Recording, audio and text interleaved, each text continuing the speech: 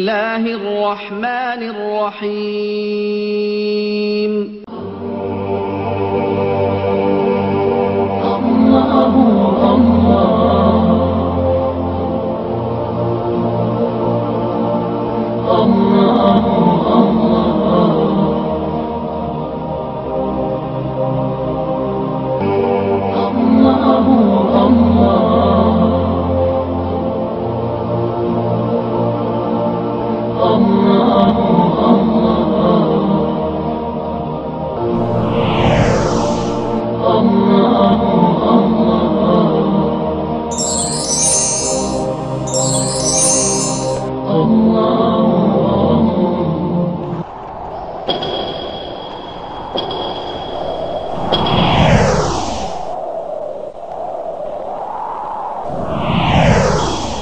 بسم الله الرحمن الرحيم ولا تحسبن الذين قتلوا في سبيل الله أمواتا بل أحياء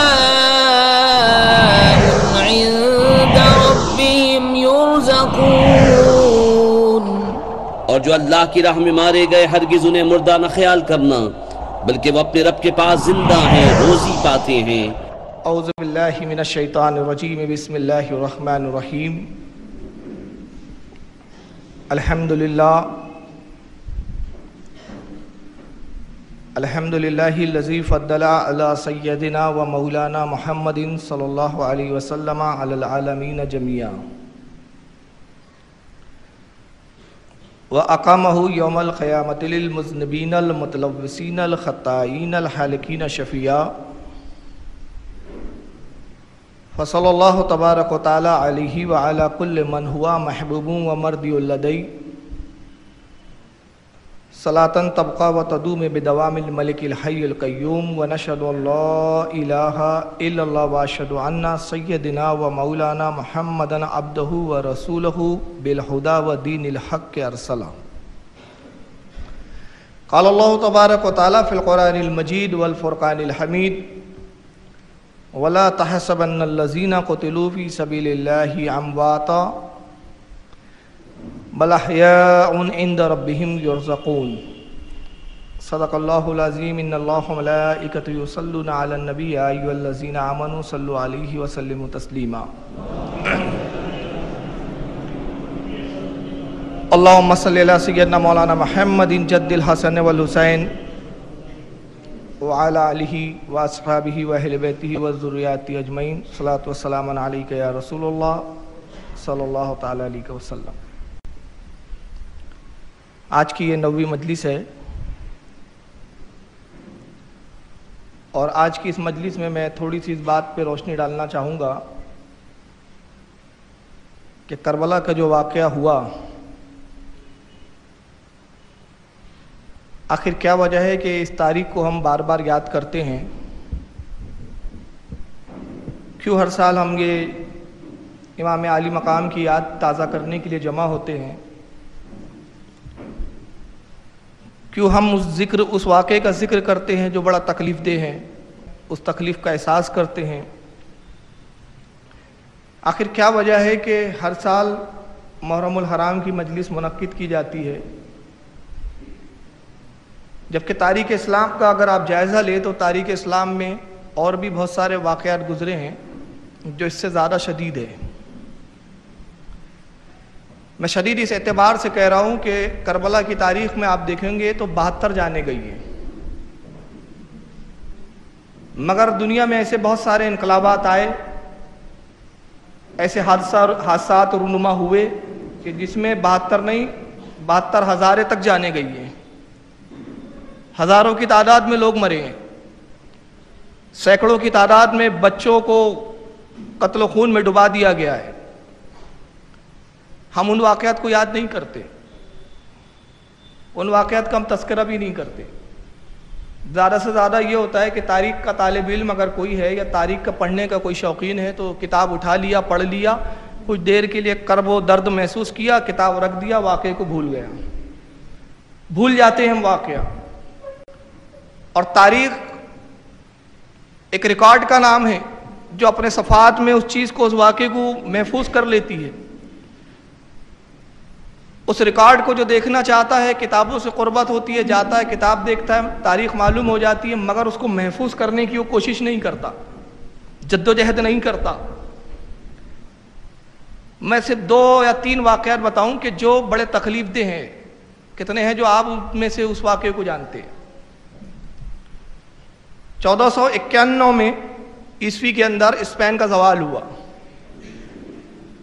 اسپین ایک عظیم الشان اسلامی سلطنت تھی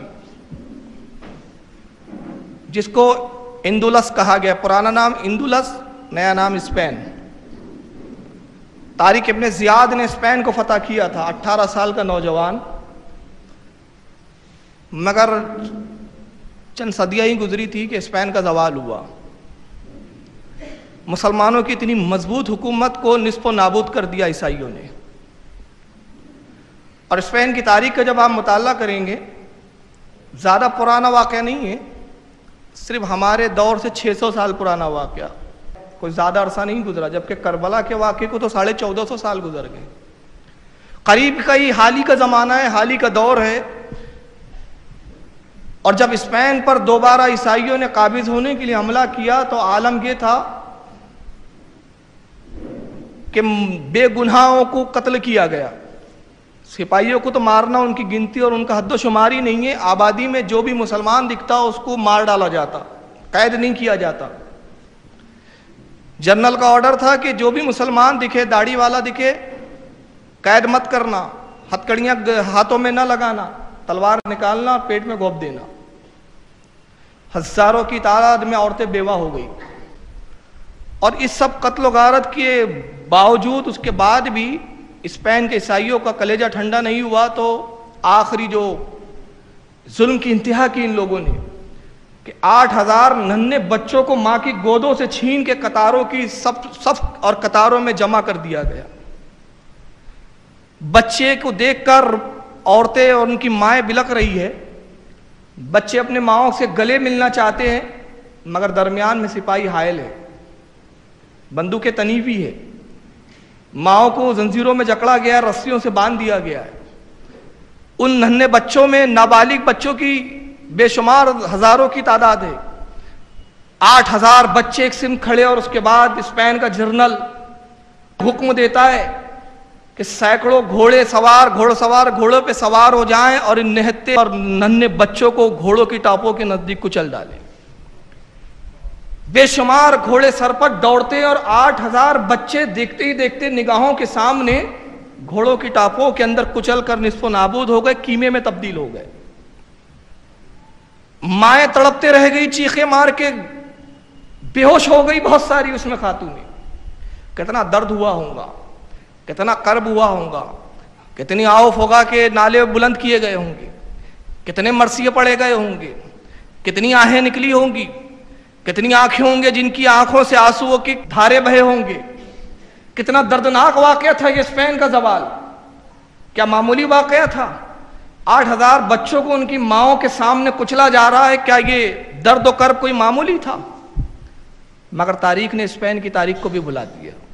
ہم میں سے کوئی نہیں جانتا اسپین کے زوال کے بارے میں۔ کتنے ہیں جو اس تاریخ سے واقف ہیں؟ کتنے ہیں جو اسپین کے زوال کو جانتے ہیں؟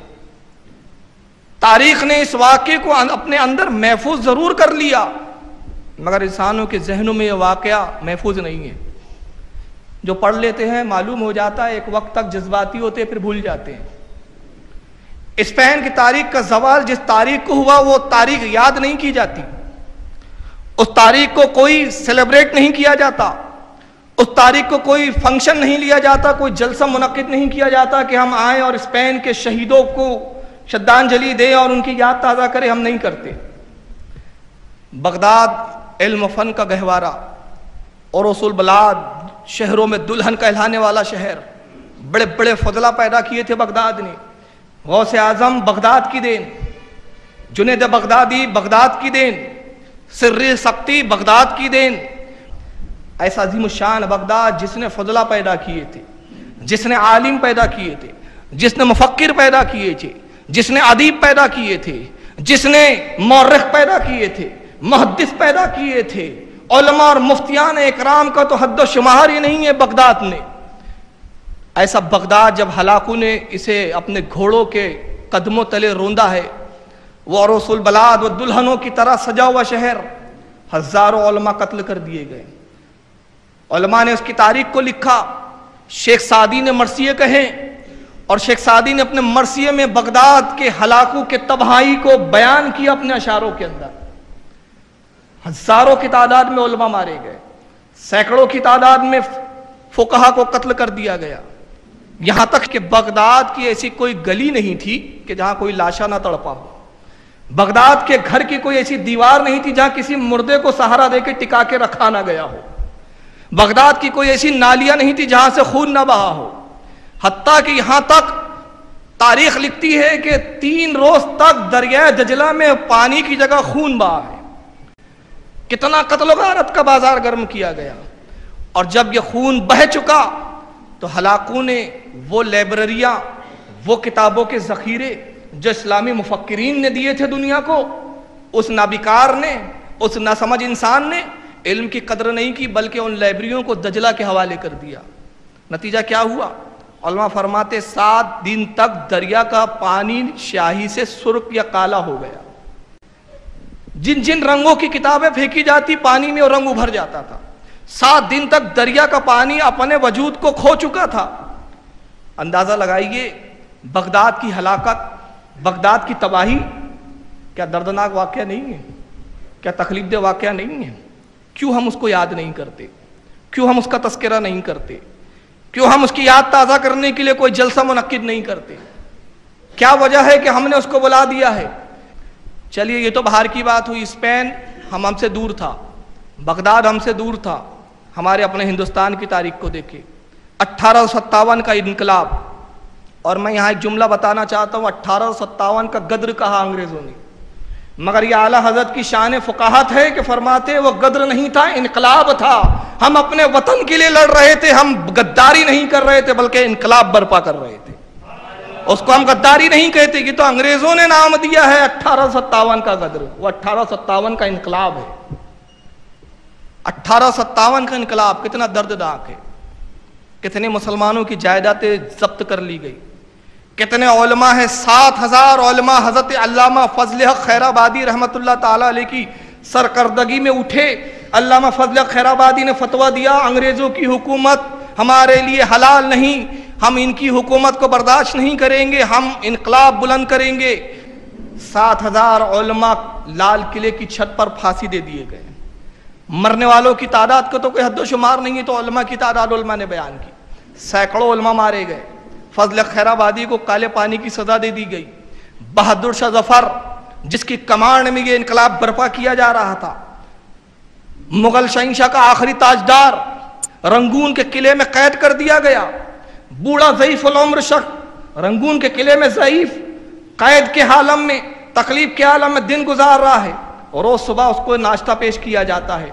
اور جب ایک دن اس بوڑھے ضعیف العمر کے سامنے ناشتے کا تھال لایا گیا، حسب معمول بہادر شاہ ظفر نے ذوف کے عالم میں کپ کپاتے ہاتھ سے جب ناشتے کا دسترخوان سمجھ کر، ناشتے کا تھال سمجھ کر، ناشتے کی پلیٹ سمجھ کر جب دسترخوان کو اٹھایا ہے تو دیکھ کر آنکھوں میں آنسو آ گئے. کرب و درد سے بے چین ہو گیا کہ تھال کے اندر، تشت کے اندر ناشتہ نہیں تھا بلکہ اس کے نوجوان بیٹوں کے سر کٹے ہوئے رکھے ہوئے تھے. کتنی تکلیف ہوئی ہوں گی بہادر شاہ ظفر کو، کتنی آو فگا کی ہوں گی بہادر شاہ ظفر نے. اور آگے بڑھیے، گجرات کا حادثہ، گجرات کا معاملہ ہماری نگاہوں کے سامنے ہے. ہم نے دیکھا اور ہم نے سنا، میڈیا نے ان چیزوں کو نشر بھی کیا کہ حاملہ عورتوں کے پیٹ چاک کر کے بچے نکال کر آگ کے حوالے کر دیے گئے. بیکری کانڈ ہماری نگاہوں کے سامنے ہے. گجرات کا حادثہ ہمارے نگاہوں کے سامنے ہے، مگر ہم ان واقعات کو یاد نہیں کرتے، ان واقعات کا ہم تذکرہ نہیں کرتے. کیا وجہ ہے؟ کیا یہ تاریخ کے دردناک واقعات نہیں ہیں؟ کیا یہ تاریخ کے دل ہلا دینے والے واقعات نہیں ہیں؟ بہت ساری تاریخ ہیں، اگر میں کہاں تک بتاؤں، کن کن چیزوں کے زوال بتاؤں. کیا وجہ ہے کہ ہم ان کا ذکر نہیں کرتے؟ مگر کربلا کا ذکر کیا جاتا ہے، کربلا کا تذکرہ کیا جاتا ہے، امام علی مقام کی مظلومیت بیان کی جاتی ہے۔ کیا وجہ ہے اس واقعے کو ہم مناتے ہیں؟ کیا وجہ ہے کہ ہم اس واقعے کی یاد تازہ کرتے ہیں؟ کبھی آپ نے اس پر غور کیا؟ غور کرنا چاہیے تو معلوم ہوگا آپ کو کہ اگر ہم حسین کے اس واقعے کو یاد کرتے ہیں، کربلا کو یاد کرتے ہیں، تو صرف اس لیے کہ اسپین کا زوال ہوا تھا تو یہ اسلام کے لیے زوال نہیں تھا، یہ بدعمالیوں کا نتیجہ تھا۔ اگر 1857 کا کوئی حادثہ رونما ہوا ہے تو یہ بدعمالیوں کا سبب تھا۔ اگر بغداد تباہ ہوا ہے تو بدعمالیوں کا سبب تھا۔ اگر اسپین پہ حملے ہوئے ہیں تو زمین کے لیے ہوئے ہیں، جنگیں ہوئی ہے تو زمین کو بچانے کے لیے ہوئے ہیں۔ تو معلوم ہوا کہ جو جنگیں بدعمالیوں کا سبب ہوتے ہیں، بدعمالیوں کا نتیجہ ہوتے ہیں، جو جنگیں زمین کے لیے لڑی جاتی ہے تاریخ اس کو فراموش کر دیتی ہے، مگر جو جنگ دین اسلام کے لیے لڑی جاتی ہے، نظام مصطفیٰ کے لیے لڑی جاتی ہے، نظام مصطفیٰ کے تحفظ کے لیے لڑی جاتی ہے، صدیوں تک یاد رکھی جاتی ہے، صدیوں تک اس کو منایا جاتا ہے۔ حسین ایک نظام کے بچانے والے کا نام ہے، حسین نظام مصطفیٰ کے تحفظ کرنے والے کا نام ہے۔ حسین نے زمین کے لیے نہیں جنگ کی ہے، حسین نے بدعمالیوں کے سبب حسین تباہ نہیں ہوا ہے، حسین اپنے کردار کی وجہ سے نصف و نابود نہیں ہوئے ہیں، حسین نے اپنا سر اپنی بدعمالیوں کے سبب سے نہیں گوایا ہے۔ قسم خدا کی حسین نے اگر یہ جنگ برپا کی ہے تو نظام مصطفیٰ کے تحفظ کے لیے کی ہے، اور جو نظام مصطفیٰ کے لیے جو انقلاب برپا کیے جاتے ہیں اس کو صدیوں تک یاد کیا جاتا ہے، اور اس لیے یاد کیا جاتا ہے کہ یہ جس نظام کو حسین بچانے کے لیے کھڑے ہوئے تھے وہ نظام قیامت تک کے لیے آیا ہے، قیامت تک اس نظام کو باقی رہنا ہے، لہذا قیامت تک حسین کا تذکرہ کیا جائے گا، لہذا قیامت تک حسین کا ذکر ہوتا رہے گا، قیامت تک حسین کا تذکرہ ہم کرتے رہیں گے۔ اور ایک بات بتاتا چلوں، انبیاء کرام کا نزول ہوا، آدم علیہ السلام آئے، نوح علیہ السلام آئے، شیس علیہ السلام آئے، موسیٰ علیہ السلام آئے، سب صاحب شریعت انبیاء ہے۔ بعض کو کتابیں بھی دی گئی، موسیٰ علیہ السلام کو توریت دی گئی، مگر ابھی موسیٰ کا وصال ہی نہیں ہوا تھا کہ کتاب تحریف کر دی گئی۔ عیسیٰ علیہ السلام آئے، انجیل نازل ہوئی، عیسیٰ علیہ السلام آسمان پہ ابھی اٹھا ہی نہیں گئے تھے، کچھ ہی عرصہ ہوا تھا، کچھ ہی زمانہ گزرا تھا کہ انجیل میں تحریفیں ہو گئی، تعلیم عیسیٰ کو نصف و نابود کر دیا گیا، تحریف کر دی گئی، قانون عیسیٰ کو ختم کر دیا گیا۔ حضرت داؤد علیہ السلام آتے زبور لے کر، زبور نازل ہوتی ہے، مگر جیسے ہی داؤد علیہ السلام کا وصال ہوتا ہے قوم نے کتابوں میں تحریف کر دی، نظام حضرت داؤد کو نصف و نابود کر دیا، تعلیمات داؤد علیہ السلام کو فراموش کر دیا۔ اسی طرح اور انبیاء اکرام آتے رہیں، صحیفے نازل ہوتے رہیں، کوئی کتاب کسی کی باقی نہیں، کسی کی تعلیم آج موجود نہیں، سب کی تعلیم فنا ہو گئی، ختم کر دی گئی، تحریف کا شکار ہو گئی، آئین بدل دیے گئے، مگر مصطفیٰ صلی اللہ علیہ وسلم کا آئین برقرار ہے، ان کا دستور برقرار ہے، ان کا قانون برقرار ہے، ان کی کتاب محفوظ ہے۔ کیوں محفوظ ہے؟ کہ جتنے انبیاء آئے تھے ان کی شریعت کا تحفظ، ان کی تعلیم کی حفاظت کا ذمہ اللہ نے اپنے ذمہ کرم پر نہیں لیا، مگر مصطفیٰ صلی اللہ علیہ وسلم کی شریعت کا تحفظ، مصطفیٰ صلی اللہ علیہ وسلم کے نظام کا تحفظ خدا نے اپنے ذمہ لیا۔ اِنَّا نَحْنُ نَزَّلْنَا الذِّكْرَ وَإِنَّا لَهُ لَحَافِظُونَ۔ اے محبوب، ہم نے آپ پر یہ کتاب اتاری، ہم نے یہ نظام آپ کو عطا کیا ہے، یہ قانون ہم نے آپ کو دیا ہے، یہ آئین ہم نے آپ کو عطا کیا ہے، اس کا زیر زبر نہیں بدلا جا سکے گا، اس کو رد و بدل نہیں کیا جا سکے گا، اس کو تحریف نہیں کیا جا سکے گا۔ کیوں؟ پچھلی کتابوں کی حفاظت نبیوں کے ذمے تھی، قوموں نے تحریف کیا، یہ کتاب تحریف نہیں کی جا سکیں گی کہ اس کا تحفظ ہم کرنے والے ہیں۔ مگر میں سوچتا ہوں رب کائنات تو تحفظ کرنے والا ہے، بے شک تو قادر ہے، قدرت والا ہے، مگر کوئی کتاب کا زیر بدلے تو نزول فرمانے سے پاک ہے، تو اس بندے کا ہاتھ پکڑ کر روکنے سے پاک ہے، تو اس بندے کے پاس آ کے اس کو اس کام سے باز رکھنے سے پاک ہے۔ رب کائنات پھر نظام مصطفیٰ کیسے قائم ہوگا، نظام مصطفیٰ کیسے برپا کیا جائے گا، نظام مصطفیٰ کا تحفظ کیسے ہوگا؟ تو مشیت الہی نے آواز دی، اگر تجھے میرے نظام کا تحفظ دیکھنا ہے تو میرے نبی کے نواسے کو دیکھ، میرے نبی کے چہیتے کو دیکھ، میں نے ایسا حسین بھیجا ہے کہ اس نے ایسا تحفظ کیا، قیامت تک اس کی مثال دی جائیں گی، قیامت تک اس کی فلسفی کو یاد کیا کیا جائے گا, قیامت تک اس کے فلسفے کا تذکرہ کیا جائے گا. میں نے حسین عطا کیا, اب مجھے کہہ لینے دیجئے پچھلی کتابیں تحریف ہو گئی, پچھلے انبیاء کی تعلیم کو مٹا دیا گیا, پچھلے انبیاء کے آئین کو بدل دیا گیا, پچھلے انبیاء کے دستور کو ختم کر دیا گیا, مگر مصطفیٰ کے دستور کو نہیں بدلا جا سکا. کیوں؟ اس لیے کہ پچھلے نبیوں کے پاس کوئی حسین جیسا نہیں تھا, مصطفیٰ کے پاس حسین ہے. عیسیٰ کے پاس کوئی حسین نہیں تھا, موسیٰ کے پاس کوئی حسین نہیں تھا, لیکن مصطفیٰ کے پاس حسین تھے. تو جہاں حسین ہوتا ہے وہاں شریعت ہوتی ہے, شریعت کا تحفظ ہوتا ہے. حسین نے ایک باغی سے لڑ کر قیامت تک کی شریعت کو تحفظ فراہم کر دیا ہے. حسین ایک تنہا ذات کا نام نہیں ہے, بلکہ نظام مصطفیٰ کا نام ہے, تحفظ مصطفیٰ کا نام ہے, تعلیمات مصطفیٰ کے محافظ کا نام ہے حسین. حسین کسی ایک فرد واحد کا نام نہیں ہے. اسی لیے تو غریب نواز نے اگر کہا تو جذبات میں نہیں کہا. لوگوں نے کہا یہ غریب نواز کا شعر جذبات میں, میں کہتا ہوں جذبات میں تم بولتے ہوں گے, ہمارے ہاں کا بزرگ جب بولتا ہے تو بہت سوچ سمجھ کے بولتا ہے اور بہت دور کی دیکھ کر بولتا ہے. غریب نواز نے اگر کہا دی است حسین, دی پناہ است حسین, سرداد نداد دست در دست یزید, حقہ کے بنا لا الہ است حسین. کیا ہے حسین کا فلسفہ شہادت؟ کیوں ہم اس تاریخ کو یاد کرتے ہیں, کیوں ہم اسے مناتے ہیں؟ اور غریب نواز نے کیوں کہہ دیا حقہ کے بنا لا الہ است حسین؟ حسین لا الہ الا اللہ کی بنیاد ہے, اس کے بچانے والے. کیا ہے یہ لا الہ الا اللہ؟ ہمارے نزدیک تو لا الہ الا اللہ کی یہ تعریف ہے, کسی بھی مسلمان سے پوچھے کہ لا الہ الا اللہ محمد رسول اللہ کیا ہے تو کہیں گے ایک کلمہ ہے جس کو پڑھ کر انسان اسلام میں داخل ہو جاتا ہے. ٹھیک ہے, مگر صوفیہ اکرام کے نزدیک اس کی کیا تعریف ہے؟ بزرگان دین کے نزدیک اس کی کیا تعریف ہے؟ میں ایک واقعہ بتا دوں گا, آپ سمجھ جائیں گے کہ لا الہ الا اللہ کی بنیاد حسین کیوں ہے اور صوفیہ کے نزدیک اس کی تعریف کیا ہے. ہم کلمہ صرف زبان سے پڑھتے, دل میں اتارتے نہیں ہیں. حالانکہ زبان سے پڑھنا بھی بشارت کے زمرے میں ہے, زبان سے کہہ لینا بھی جنت میں جانے کا سبب ہے. اس لیے کہ اللہ کے رسول کی حدیث ہے من قال لا الہ الا اللہ فدخلوا الجنہ, جس نے لا الہ الا اللہ کہا وہ جنت میں داخل ہو گیا. حضرت وارث پاک رضی اللہ تعالیٰ عنہ دیوا شریف میں جن کی مزار ہے, وقت کے صوفیہ کے تاجدار ہیں.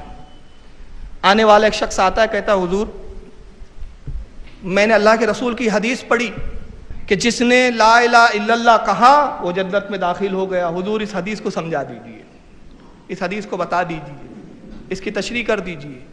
اس کا مطلب کیا ہے, اس کے معنی کیا ہے کہ جس نے لا الہ الا اللہ کہا وہ جنت میں داخل ہو گیا. بزرگ تھے, مولانا تو تھے نہیں, مولانا ہوتے تو کتابیں کھول کے بیٹھ جاتے, دیکھو فلاں حدیث میں, فلاں روایت میں, فلاں شارحین نے حدیث نے یہ لکھا ہے. لیکن بزرگ کیسے سمجھاتے ہیں؟ فرماتے ہیں میاں صاحبزادے ابھی لا الہ الا اللہ سمجھنے کا وقت نہیں آیا, جب وقت آئے گا تو سمجھا دیں گے, جاؤ. کہا حضور کب وقت آئے گا؟ فرمایا کہا نا کہ جب لا الہ الا اللہ سمجھنے کا وقت آ جائیں گا تب آ جانا, تب سمجھا دیں گے ہم, اور تم نہ آئیں گے تو ہم خود اب اس کا پیغام تم تک پہنچا دیں گے.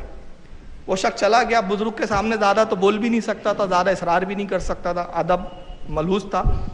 وہ شخص جب چلا گیا 8 سال ہو گئے, 8 سال تک نہ وہ شخص حضرت وارث پاک سے ملنے آیا, نہ وارث پاک اس سے ملنے گئے.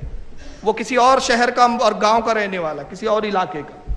8 سال کے بعد ایک خاتون آتی حضور وارث پاک کی خدمت میں زیارت کے لیے. سلام کیا تو حضور وارث پاک فرماتے ہیں بی بی تم فلاں شہر کی رہنے والی ہو؟ تو کہتی ہاں حضور آپ نے صحیح پہچانا, مگر میں تو پہلی بار آئی ہوں. تو آپ مسکراتے کہا بزرگوں سے کچھ چھپا نہیں ہے. اچھا بی بی وہ تمہارے شہر میں فلاں شخص رہتا ہے؟ اسی کا نام لیا جو کلمے کی تشریح پوچھنے آیا تھا. تو کہتی ہاں وہ تو ہمارے پڑوس میں ہی رہتا ہے. فرمایا واپس جا اور اس سے کہنا کہ لا الہ الا اللہ سمجھنے کا وقت آ گیا ہے, فوراً جا. یہ روانہ ہوتی ہے اور جب پہنچی تو معلوم ہوا کہ سخت علیل ہے. جب یہ دیوا شریف گھر سے نکلی تھی تو اچھا خاصا صحت مند تھا. جب حضرت نے فرمایا فوراً جا اور کہنا کہ لا الہ الا اللہ محمد رسول اللہ سمجھنے کا وقت آ گیا, جب پہنچی تو دیکھا کہ بڑا سخت علیل ہے. قریب پہنچی, کہا کہ میاں हुजूर वारिस पाक की ज़ियारत के लिए हाजिर हुई थी। हजरत ने फरमाया कि ला इलाहा इल्लल्लाह समझने का वक्त आ गया है। वो कहता हाँ हाँ बिल्कुल वक्त आ गया है। उसने कहा ला इलाहा इल्लल्लाह मुहम्मद रसूलुल्लाह, और उसकी रूह परवाज हो गई। बात समझ में आई आपके? वाकया तो यहां खत्म हो गया। और किया आपने? हमारे नजदीक कलमा ये है कि हम तस्बीह लेके बैठे रहें, मगर सूफिया के नजदीक कलमा ये नहीं है कि तुम जिंदगी भर ला इलाहा इल्लल्लाह कहते रहो और कुफ्र पे मर जाओ, गुमराहियत पे मर जाओ, तबाह बर्बाद हो जाओ। नहीं नहीं, सूफिया के नजदीक ला इलाहा इल्लल्लाह मन क़ाला ला इलाहा इल्लल्लाह फदखलुल जन्नह का मतलब ये है कि जिसने मौत के वक्त, नज़ा के वक्त ला इलाहा इल्लल्लाह कह दिया, उसने ला इलाहा इल्लल्लाह के मफहूम को समझ लिया। हकीकी कलमा पढ़ना तो तब है। तो अब ये है हकीकत कलमा कि इंसान मरते वक्त उसको सही तरीके से पढ़ ले। और एक मैं बात अर्ज करता हूं, इसी के तहफ़्फ़ुज़ का नाम हुसैन है, जिसने हमें मरते वक्त ये दर्स दे दिया कि जब मरो जिंदगी कैसे ही गुजार लो, मगर आखिरी वक्त हक पर मरना, बेहक की मौत मत मरना। ये है फ़लसफ़ा ला इलाहा इल्लल्लाह। हमारे हजरात बैठे हुए, मेरे भाई साहब भी हैं माशाल्लाह, बहुत बड़े ऑफिसर रहे, ये अब रिटायर हो गए हैं। वक्त एडवोकेट साहब भी हैं माशाल्लाह, कानून के तो ये लॉयर है, बहुत अच्छे से जानते हैं। तो इनको पता होगा और आपको भी पता है, सबको पता है कि जब हमारे यहाँ कोई वजीर आज़म बनता है या राष्ट्रपति बनता है तो हलफ उठाता है, कसम खाता है, जिसको क्या बोलते हैं हिंदी में? माशाल्लाह बड़ा अच्छा मजमा है, मुझे बड़ी खुशी होती, बड़ा ज़ेल मजमा मिलता है मुझे। कसम खाता है, जिसको क्या बोलते हैं हिंदी में? माशाल्लाह बड़ा अच्छा मजमा है, मुझे बड़ी खुशी होती, बड़ा ज़ेल मजमा मिलता है मुझे।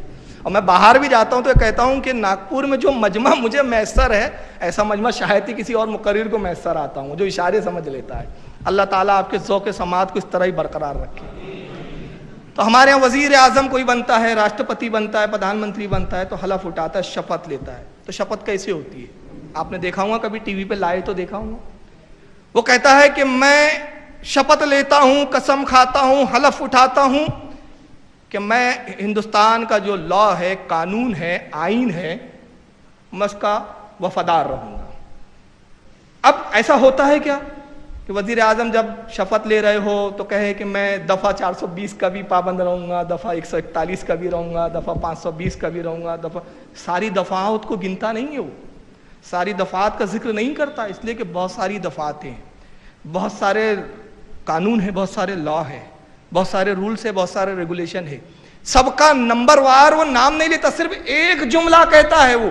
और वो एक जुमला क्या होता है उसका कि मैं आईने भारत का, हिंदुस्तान के कानून का मुहाफिज रहूंगा, इसका वफादार रहूंगा। यहां से बात समझ में आ जाती है कि जब कहने वाला एक जुमला कहता है तो यह बात साबित हो जाती है कि इसके अंदर पूरे कानून आ गए, पूरे दफात आ गए। अब आइए इस मिसाल को अपने जहन में रखें और इसी तमसील में मैं बताऊं कि यजीद एक कानून नहीं बदल रहा था। शरीयत मुस्तफ़ा थी शराब पीना हलाल नहीं, मगर वो शराब भी पी रहा था। मुस्तफ़ा ने कानून दिया था बहन से भाई का निकाह नहीं हो सकता, उस कानून को भी वो तोड़ रहा था। मुस्तफ़ा ने कानून दिया था नमाज ना छोड़ना, वो नमाज की फर्जियत का कायल ना था। इस आइन का भी वो रद्द कर रहा था, इस आइन को भी ठुकराते हुए नजर आ रहा था। मुस्तफ़ा ने कहा कि रक्कासों के नाचों को ना सुनना, उनके नगमों और गानों को ना सुनना। उस नकबे भी सरूर हासिल कर रहा था, आइन मुस्तफ़ा की धज्जियां उड़ा रहा था। कौन सा आइन मुस्तफ़ा था, कौन सा दस्तूर मुस्तफ़ा था, कौन सा कानून रसूल था जिसकी वो धज्जियां नहीं उड़ा रहा था? तो जब ये सारे कानूनों की धज्जियां उड़ा रहा था तो हुसैन ने देखा कि जब ये सारे कानूनों को तबाह कर रहा है, एक यजीद को मार दो, पूरे कानून मुस्तफ़ा की हिफाजत हो जाएंगी। एक यजीद के खिलाफ खड़े हो जाओ, एक यजीद के नजरिए को तबाह कर दो, पूरे आईन मुस्तफ़ा का तहफ़्फ़ुज़ हो जाएगा। लिहाजा तन्हा हुसैन खड़े हुए और यजीद के जितने बातिल नजरियात थी सबकी धज्जियां उड़ा दी। अब हुसैन सिंबल बन गए हैं इस्लाम का, हक्का के बिनाए ला इलाहा हुसैन, कि जो जो यजीद कर रहा था वो ला इलाहा इल्लल्लाह के खिलाफ था। हुसैन एक यजीद के खिलाफ हुए और उन्हें पूरे आईने मुस्तफ़ा को बचा लिया, गोया कि ला इलाहा इल्लल्लाह को बचा लिया। यह है हुसैन की खिदमत। कुछ लोग यहाँ पे बड़े मसालियत पसंद होते हैं, जैसे कि मैं कहता भी आ रहा हूँ कि ये भी ठीक, ये भी ठीक। वो एक लोगों का मिजाज बन गया है, चलो उस तरफ रुख हो हवा का जिस तरफ, चलो उस तरफ रुख हो हवा का जिस तरफ। और इस्लाम कहता है موڑ دو ہوا کو اس طرف جا رہے ہو تم جس طرف. ماحول میں بہنا نہیں چاہیے. اللہ نے عقل دیا ہے تو سوچنا چاہیے ہر کسی بھی معاملے میں. تو کچھ اپنے عقل سے لوگ سوچتے ہیں, گھٹیا عقل سے. اچھی عقل سے سوچنا چاہیے. وہ کہتے کہ امام حسین مصالحت کر لیتے, کیا ضرورت تھی امام حسین کو اتنا خام و خواہ پورے گھر والوں کو خطرے میں ڈال دیا. مصالحت سے کام لینا تھا. اللہ کے نبی صلی اللہ علیہ وسلم نے فرمایا بھی تو ہے کہ جب جان پر بن آ جائے تو جان بچانے کے لیے جھوٹ بھی کہا جا سکتا ہے, کفر کا کلمہ بھی کہا جا سکتا ہے. تو ایسی تو سب معاملہ تھا نہیں. حسین مصالحت سے کام لیتے, خود بھی بچ جاتے, بچے بھی بچ جاتے, عورتیں بھی محفوظ ہو جاتی. حسین نے صرف ایک بات پہ اڑ کے کہ یزید کی ہاتھ پہ بیعت نہیں کروں گا, اتنا بڑا ہنگامہ برپا کر دیا. یہ کچھ لوگوں کا ہے, یہ کہنا ہے اور یہ لکھا بھی ہے, کہتے بھی ہیں کہ حسین نے کمپرمائز سے کام لینا چاہیے. میں اس کے جواب میں صرف ایک بات کہتا ہوں. آپ کہہ رہے کہ حسین نے مصلحت سے کام لینا تھا اور یزید کی بیعت کر لینا تھا. میرا عشق کہتا ہے کہ حسین کا ہاتھ اگر تنہا حسین کا ہاتھ ہوتا تب بھی امام حسین یزید کے ہاتھ میں نہیں دیتے. حسین کا ہاتھ, جملہ سنیں, حسین کا ہاتھ اگر تنہا ان کا اپنا ہاتھ ہوتا تب بھی یزید کے ہاتھ میں نہیں دیتے.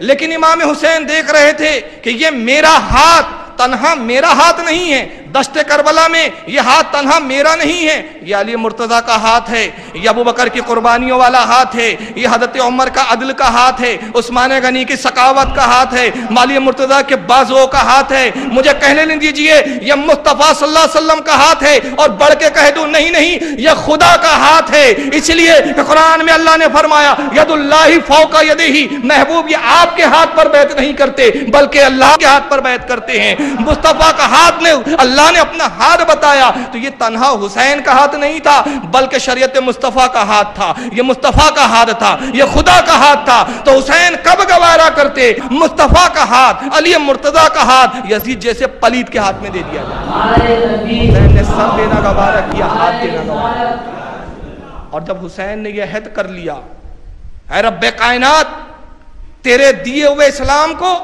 تیرے مصطفیٰ کے سمجھائے ہوئے دین کو, تیرے مصطفیٰ کے نافذ کیے ہوئے قانون کو اگر یزید بدلنا چاہیں گا, حسین سر دیں گا ہاتھ نہ دیں گا, تو مشیت نے بھی پکار کے کہا حسین ہم تیرے اس عہد کی, تیرے اس وعدے کی, تیرے اس حلف کی ایسی پاسداری کریں گے کہ دیکھ دنیا دیکھیں گی, تاریخ یاد کریں گی کہ کربلا میں تیری گردن کاٹ دی جائیں گی, جسم پہ گھوڑے دوڑا دیے جائیں گے. یزید کے دربار میں حسین تیرا ہاتھ نہیں جائیں گا, سر جائیں گا, کربلا میں ہاتھ رہ جائیں گا.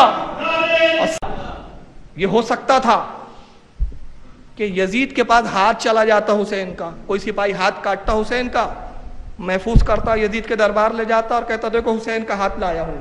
اسی ہاتھ کو لے کے اکڑتا تھا نا حسین, اسی ہاتھ کو لے کے تکبر کرتا تھا نا, اسی ہاتھ پر گھمنڈ تھا نا حسین کو. یزید ہاتھ کاٹ کے لایا ہوں. یزید اس ہاتھ کو لیتا, اپنے ہاتھ میں ڈال لیتا, رکھتا اور کہتا اے حسین کیا ہوا کہ زندگی میں تو نے اپنا ہاتھ میرے ہاتھ میں نہیں دیا, اب تو لے لیا نا بیعت, یہ دیکھ تیرے ہاتھ میرے ہاتھ میں ہے, یہ دیکھ تیرے ہاتھ سے میں نے اپنے ہاتھ کو ملایا ہوا ہے. یہ ہو سکتا تھا لیکن مشیت کو گوارا نہ ہوا. حسین تیرا ہاتھ زندگی میں اگر یزید کے ہاتھ میں نہیں گیا ہے تو مرنے کے بعد بھی, شہادت کے بعد بھی یزید کے ہاتھ میں ہاتھ نہیں جائیں گا. ہم تیرے لاشوں پہ گھوڑے دوڑوا دیں گے, لوگ تو اس کو ظلم و ستم سمجھیں گے مگر اس میں ہماری مشیت پکار کے کہہ رہیں گی حسین تو نیزے پہ بلند جائیں گا اور اعلان کریں گا مشیت کی انداز میں کہ دیکھو میں کربلا میں تھا تب بھی سر بلند تھا, اب دربار یزید میں ہوں تب بھی سر بلند ہوں, میں کل بھی سر بلند تھا آج بھی سر بلند.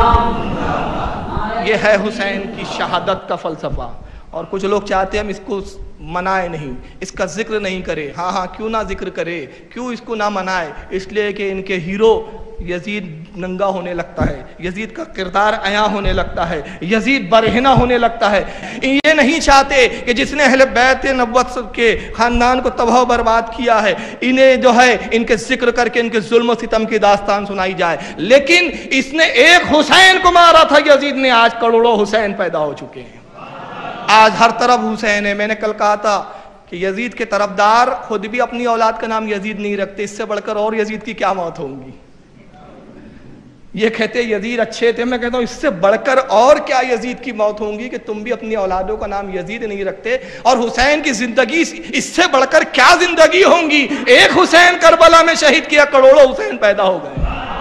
کوئی غلام حسین ہے, کوئی مظہر حسین ہے, کوئی مقصود حسین ہے, کوئی ارشاد حسین ہے, کوئی نظر حسین ہے, کوئی مظہر حسین ہے, کوئی نذیر حسین ہے. کتنے حسین ہیں, قیامت تک یہ حسینوں کا سلسلہ, غلاموں کا سلسلہ چلتا رہے گا.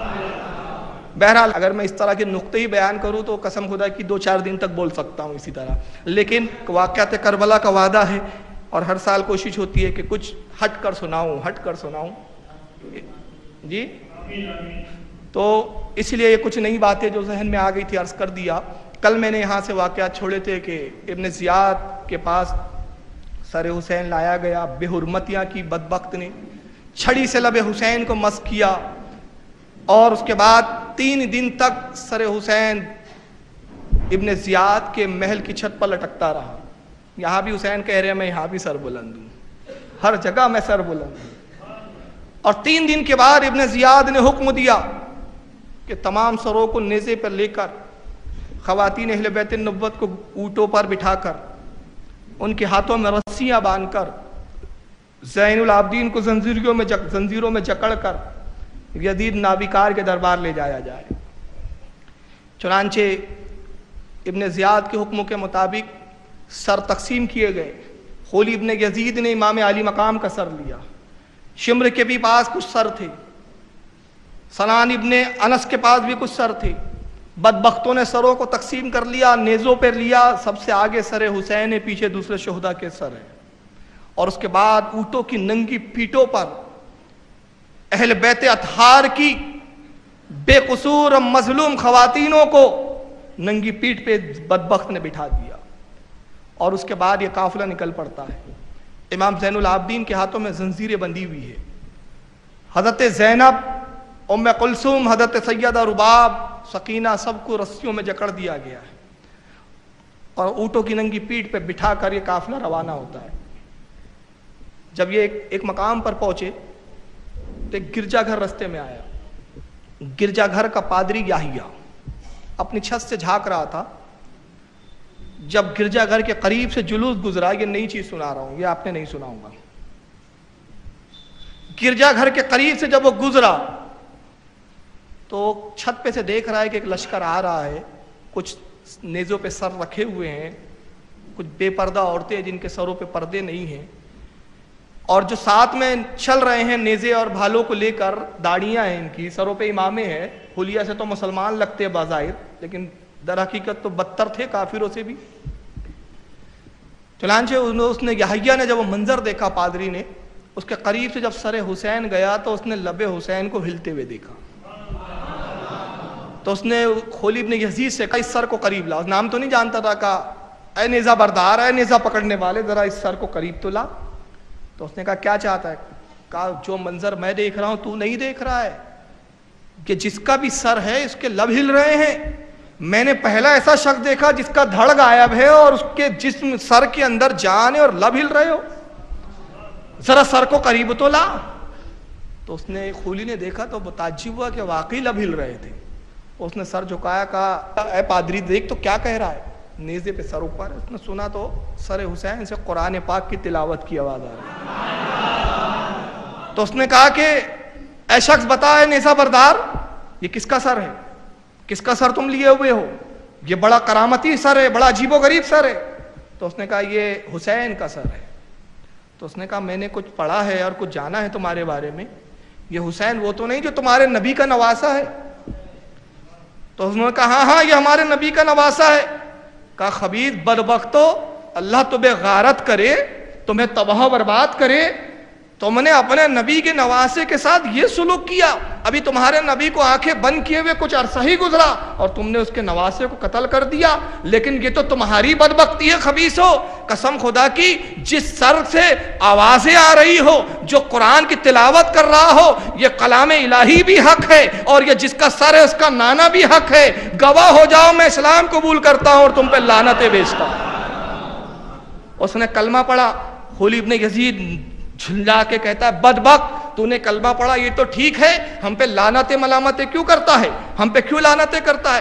کہا بدبختو لعنتیں نہ کروں تو کیا کروں؟ کہا یہ کوئی معزز شخص کا سر نہیں ہے، کسی عزت دار کا سر نہیں ہے، یہ باغی کا سر ہے۔ بس یحییٰ نے جیسے سنا، جو ابھی ابھی مسلمان ہوا تھا مگر محبت رسول اس کے دل میں ایسا جاگزی ہوا، اہل بیت کی محبت، بس اتنے سے واقعے میں اس کے دل میں ایسی جا کے بیٹھی، تلوار نکال کے چھت سے کودتا ہے، کہتا ہے بدبختو تم سے تو قتل کرنا واجب ہو گیا، قتال کرنا، آؤ مجھ سے جنگ کرو۔ یحییٰ نے تلوار چلانی شروع کی، یہ تعداد میں بہت زیادہ تھے، راوی کہتے ہیں کہ اس پادری یحییٰ نے 7 لوگوں کو مارا اور اس کے بعد خود شہید ہو گیا، اور شہید ہو کر یہ بھی جنت کو سدھار گیا۔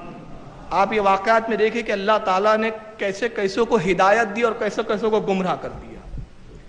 پھر قافلہ آگے بڑھا، پھر ایک دوسرے گرجا گھر کے پاس پہنچا، شام ہو چکی تھی، امر نے حکم دیا کہ قافلے کو یہیں پہ پڑاؤ ڈال دو، رات اسی گرجا گھر کے قریب گزاریں گے، اور جب صبح ہوں گی تب ہم یہاں سے روانہ ہوں گے۔ چنانچہ انہوں نے وہی پڑاؤ ڈالا، خیمے نصب کرنے شروع کیے۔ گرجا گھر کے پادری کو جب ایک قافلے کی آوازیں آئی، اونٹوں کے ہنہنانے کی آواز آئی، گھوڑوں کے آوازیں آنے لگی گھوڑوں کی، تو یہ پادری باہر نکلا، دیکھا ایک قافلہ قیام پذیر ہے، کچھ سر ہے نیزوں پہ رکھے ہوئے۔ تو اس پادری نے پوچھا کہ یہ کس کے سر ہے؟ تو انہوں نے کہا کہ یہ ایک باغیوں کے سر ہے، جنہوں نے امیر المومنین یزید کے خلاف سر اٹھانے کی کوشش کی ہے، معاذ اللہ۔ تو پادری کہتا ہے کہ یہ کون لوگ ہیں، ان کا نام کیا ہے، کہ جنہوں نے یزید جیسے بلند و بالا بادشاہ کے مقابلے میں کھڑے ہونے کی کوشش کی؟ تو انہوں نے کہا یہ نبی کا نواسہ حسین ہے۔ تو اس نے کہا تمہارے نبی کا نواسہ حسین، یہ اس کا سر ہے، ذرا بتاؤ وہ سر کون سا ہے؟ تو انہوں نے کہا یہ سر دیکھ نہیں رہا ہے، یہی سر ہے۔ کہا کیا تم ایک رات اسے میرے پاس رکھنے کی مہلت دے سکتے ہو؟ تو انہوں نے کہا کہ نہیں، ہم یہ سر نہیں دے سکتے۔ تو کہا اگر تم یہ سر مجھے دے دو گے تو اس کے بعد میں تم کو بے شمار مال، درہم اور دینار تمہیں دوں گا، تم جتنا چاہو اس کے لیے لے لو، مگر ایک رات کے لیے سر مجھے دے دو۔ کہا تو پادری ہے، اس کو لے کے کیا کرے گا؟ کہا بس تم یہ نہ پوچھو، مجھے سر دے دو۔ دنیا کے طلبگار تھے، دنیا کے لالچی تھے، کہا ٹھیک ہے پادری، ہم اس شرط پہ دے رہے کہ صبح ہو ہم کو یہ سر لوٹا دینا، خبردار اس سر کے ساتھ کوئی زیادتی نہ کرنا، اس کو کسی طرح سے خراب نہ کرنا، اور اس سر کو لے کے کہیں بھاگنا نہیں، ورنہ بہت سخت مارا جائیں گا، بہت سخت سزا دیں گے ہم تجھے۔ خوب ڈرایا، دھمکایا، تنبیہ کی، اور اس کے بعد سر دے دیا۔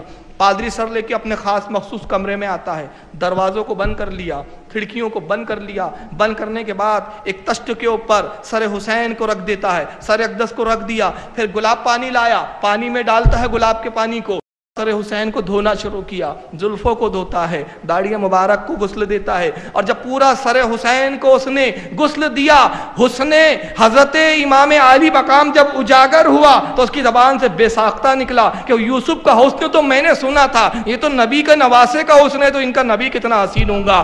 اب اس چہرے اقدس کو دیکھ رہا ہے، خوش ہو رہا ہے، کتنا حسین چہرہ ہے، اور تعجب ہے کہ شہادت کو ایک زمانہ گزر گیا، ایک عرصہ گزر گیا، مگر حسن کا یہ عالم ہے کہ معلوم نہیں ہوتا کہ سے انتقال کیے بہت وقت ہو گیا ہے۔ ابھی اس سر حسین کو دیکھ رہا تھا اور اس سر کے پیدا کرنے والے کی تعریف و توصیف میں مگن تھا، اللہ کی حمد و ثنا بیان کر رہا تھا کہ اچانک دیوار چاک ہوتی ہے، اور ایک روایت ہے کہ چھت پھٹی، چھت پھٹنے کے بعد سے ایک نور اور روشنی اس سر اقدس پر نازل ہوتی ہے، سر اقدس پر اترنے شروع ہوتی ہے، نور کا نزول ہوتا ہے۔ اس نے جیسے اس منظر کو دیکھا گھبرا کر پیچھے ہٹا، پیچھے ہٹنے کے بعد کہتا ہے کہ میں نے دیکھا کہ اس سراغ سے جو سراغ ہو گیا تھا، شگاف ہو گیا تھا، اس سے چند بیویاں اترنا شروع کرتی ہیں۔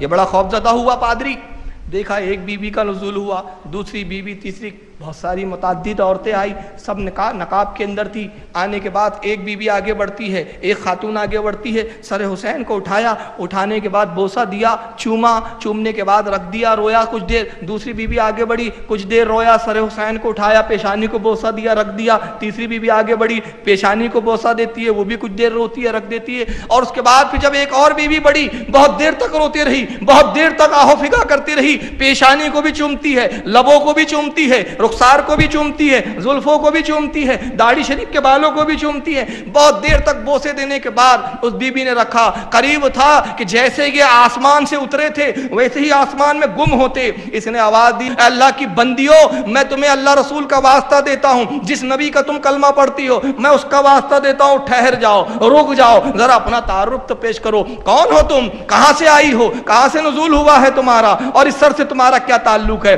تبھی ایک بی بی آگے بڑھتی ہے، کہا تو نے مجھے پہچانا نہیں، تو عیسیٰ کو اتنا مانتا ہے، عیسیٰ کا اتنا تذکرہ کرتا ہے، اور اب تک تو شرک میں مبتلا تھا، مگر تو ہمارا ذکر بہت بڑھ چڑھ کے کرتا ہے۔ میں تیرے نبی عیسیٰ کی والدہ مریم ہوں، اور یہ جو دوسری بی بی ہے یہ فرعون کی بی بی آسیہ ہے، یہ آدم کی بی بی حوا ہے، اور یہ جو چوتھی بی بی ہے جو سب سے زیادہ روئی تھی، اس سر کی والدہ حضرت خاتون جنت ہے۔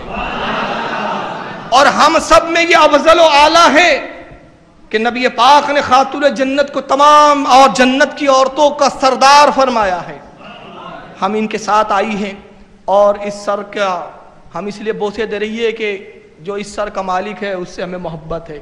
اس پادری نے کہا قسم خدا کی، زندگی بھر عیسیٰ کا وظیفہ پڑھتے ہوئے گزر گیا، زندگی بھر حضرت مریم کے تقدس کو بیان کرتا رہا، جناب مریم کے تذکرے اور گن گاتا رہا، مگر نہ حضرت مریم سے ملاقات ہوئی، نہ حضرت حوا کی حوا سے ملاقات ہوئی، نہ حضرت فاطمہ الزہرا کو میں نے دیکھا، اور نہ فرعون کی بی بی آسیہ کا سے میرا دیدار ہوا۔ اس سر کی بدولت اور اس سر کے صدقے میں آج اپنے نبی کی والدہ کو بھی دیکھ لیا ہے، آدم کی بیوی کو بھی میں نے دیکھ لیا ہے، فرعون کی بیوی آسیہ کو بھی میں نے دیکھ لیا جو شہید ہو گئی تھی، اور اس سر کی والدہ کو بھی دیکھ لیا ہے۔ یقیناً یہ اسلام سچا ہے۔ اس کے بعد کہتا ہے نیک بیویوں، جانے سے پہلے مجھ پر یہ احسان کرو کہ کلمہ تو پڑھاتی جاؤ تاکہ میں اسلام میں داخل ہوں۔